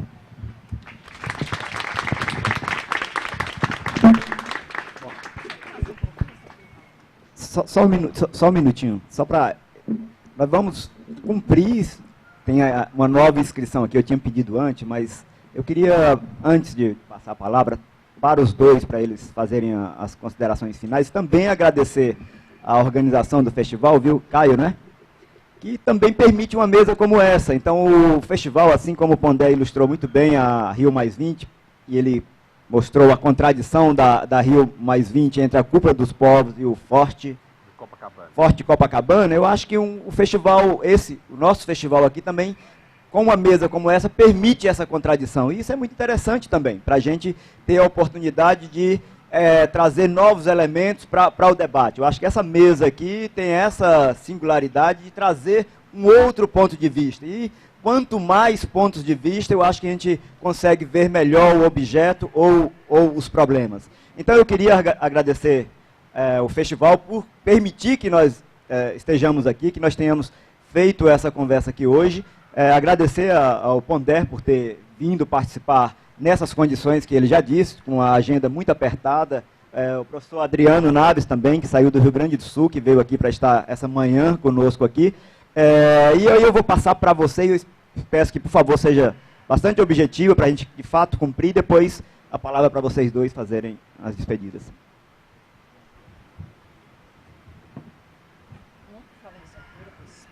Gente, é o seguinte, eu sou voluntário do meio ambiente, eu já plantei 5.000 mudas, e eu gostaria que as pessoas acordassem, que as pessoas parecem que estão dormindo em questão da natureza. A natureza está sumindo, o pessoal cimentando a cada dia. No meu setor tem uma rua que cortaram todas as árvores, passa cimento em cima, preguiça de varrer a porta. Gente, se 84% dos brasileiros estão nas áreas urbanas, isso significa muito mais cimento, muito mais destruição, muito mais lixo. Por que jogar lixo no chão em pleno século XXI? Precisamos ter mais civilização, né? Inclusive aqui no FICA, no show do Nando Reis, eu estava lá, né? Não tinha nem um tambor para pôr lixo, garrafa no chão, você atropelando em garrafa, em latas, garrafa que é o pior, né? Isso é um absurdo. Só isso que eu quero dizer. Muito obrigada. Gostaria que as pessoas plantassem, diminuísse o gasto de água, que é possível você viver com o terço da água que você gasta. Porque a cada dia enterra um rio, mas você não vê falar, inaugurou um rio, você não vê. Tá bom, muito obrigada. Então vamos começar pelo Adriano, ok. Bom, eu reitero os agradecimentos que eu fiz no começo dessa mesa e gostaria de fazer um fechamento muito singelo. Eu acho que um pouco o tom da conversa foi que, obviamente, há uma dimensão espiritual no cuidado com o meio ambiente. Mas o que é fundamental sempre é o cotidiano. Por isso eu fiz a menção ao taoísmo, no sentido que não é uma religião, não é a defesa de uma religião específica, porque ele, não é nem que você chega a um nirvana. É a preocupação com o cotidiano. É essa ideia de ficar onde nós sempre estivemos, que é aqui, né, sob o sol, correndo do sol, fugindo do sol. E essa dimensão espiritual do discurso faz parte do que nós somos, do humano, mas ela se decide, as nossas questões se decidem realmente no cotidiano. E é óbvio que uma preocupação, como a levantada agora há pouco, é justa no seguinte medida: se nós alcançarmos isso, nós, como eu disse, teremos a possibilidade de colocar mais pessoas vivendo com os mesmos recursos. Então não se iludam, qualquer progresso é progresso na direção de mais, mais, mais e mais. E isso nos coloca de novo no cotidiano, aqui. Então, o niilismo que eu provoquei é exatamente o niilismo não romântico, é a ideia de que não se sai do nada nesse sentido. Mas isso não é ruim, isso é o que nós somos, e nós temos, pela natureza, coisas que nos dão prazer na vida. O que Aristóteles dizia, no final das contas, então, é viver bem. Viver bem. Se nós anulamos um pouco o infinito do que é a projeção teleológica, né, que ela tem que ir para o infinito, nós nos concentramos um pouco melhor na nossa finitude. E vivemos bem, procuramos viver o melhor possível. Nós não podemos fazer muito mais do que isso. Não é uma coisa muito fácil de assumir como posição. Mas a filosofia está aí para provocar um pouco, né, para colocar um espelho e mostrar os limites das nossas pretensões. E eu acho que um pouco, então, é esse sim que eu gostaria de fazer esse encerramento da minha contribuição, agradecendo muito a conversa e o diálogo que tive com o Pondé e a gentileza de participar comigo. Bom, muito obrigado a vocês.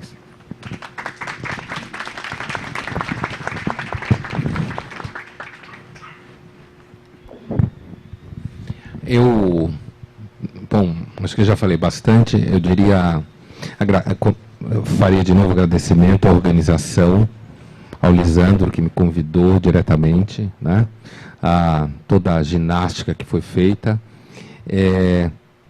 Eu acrescentaria uma coisa, assim como muita gente me perguntou, seja no jornal, na redação, seja amigos, pô, cara, deve ter sido insuportável para você ficar na Rio+20, né? Com todo esse olhar que você tem sobre as coisas. E aí, no final das contas, eu pensando assim, não foi, não. Não foi pelo seguinte, porque, no final das contas, ficar lá aquela semana inteira, fechado, seja na ONU, seja na Cúpula dos Povos, seja na Forte Copacabana, entendendo, escutando, vindo, quer dizer, no final das contas foi bom, independente do problema profissional, foi bom. E eu tenho, e talvez, não sei, um festival como esse também possa vir a ser bom para algumas pessoas, é bom no sentido de que vai nos ajudar, estou falando da questão ambiental enquanto tal, vai nos ajudando a perceber cada vez, isso é um processo lento, devagar, que tem muita coisa que atrapalha do meu ponto de vista. Eu detesto fanatismo religioso, assim, é uma coisa que para mim me complica muito a vida, e assim, eu tenho naturalmente uma tendência a desconfiar muito de alguém que chega perto de mim querendo falar para mim que eu devo crer em tal coisa ou fazer tal coisa, porque isso vai me salvar. Talvez me salve, eu não tenho essa certeza toda, não, mas é uma tendência de temperamento.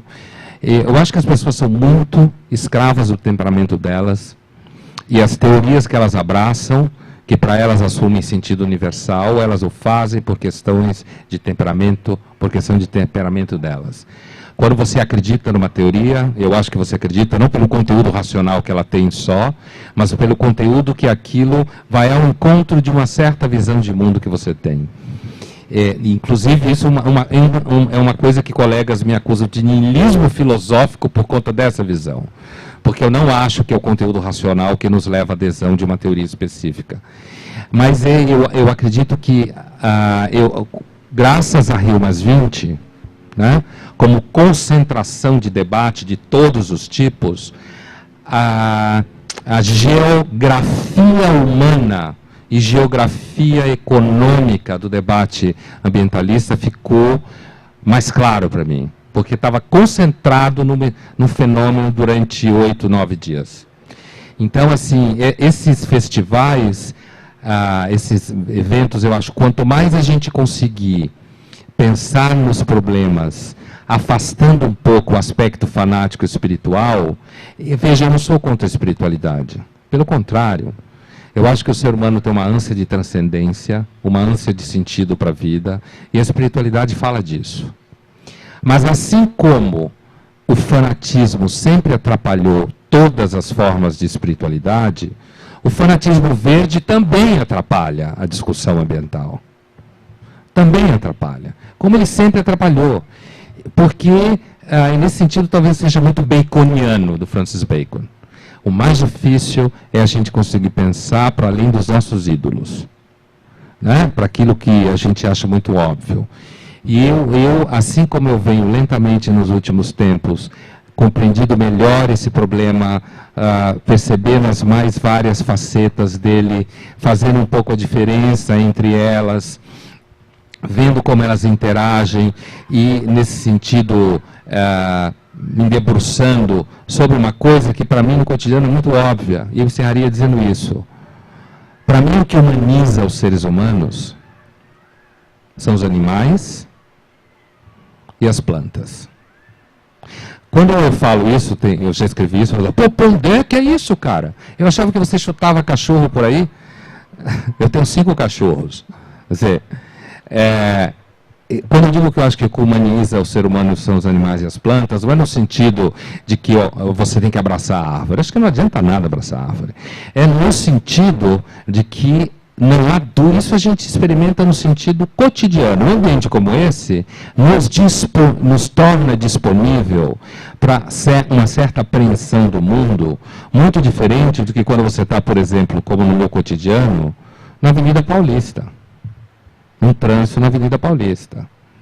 O contato com os animais faz com que a gente perceba coisas que o contato com os humanos não faz. Isso não significa que uma jararaca só morde o pé de um capitalista porco. Entendeu por que eu acho que atrapalha? Achar que a jararaca é moral e só morde o pé de um capitalista porco? Isso é infantilidade intelectual. Mas que um monte de ser humano não humaniza ser humano, o que humaniza ser humano é o contato com animais e plantas, eu, no meu cotidiano, não tenho nenhuma dúvida disso. Então, portanto, no final das contas, eu acho que a possibilidade de abrir esse debate, sair um pouco dos clichês, se livrar um pouco da espiritualidade fanática, da ideia de que a partir de agora uma pessoa boa é aquela que só come fruta, ou aquela que não esquenta comida, e quem come picanha é assassino. Porque, na realidade, isso só atrapalha a gente fazer o que tem que fazer, que é, nós somos o que cuidamos do planeta, não são os golfinhos, somos nós. E para a gente conseguir fazer isso melhor, a gente tem que saber melhor como a gente é. O Freud dizia que só uns 5 ou 6 caras conseguem ultrapassar a infância, porque a infância é um escândalo de sofrimento. Obrigado. Muito obrigado a todos vocês e bom almoço para nós.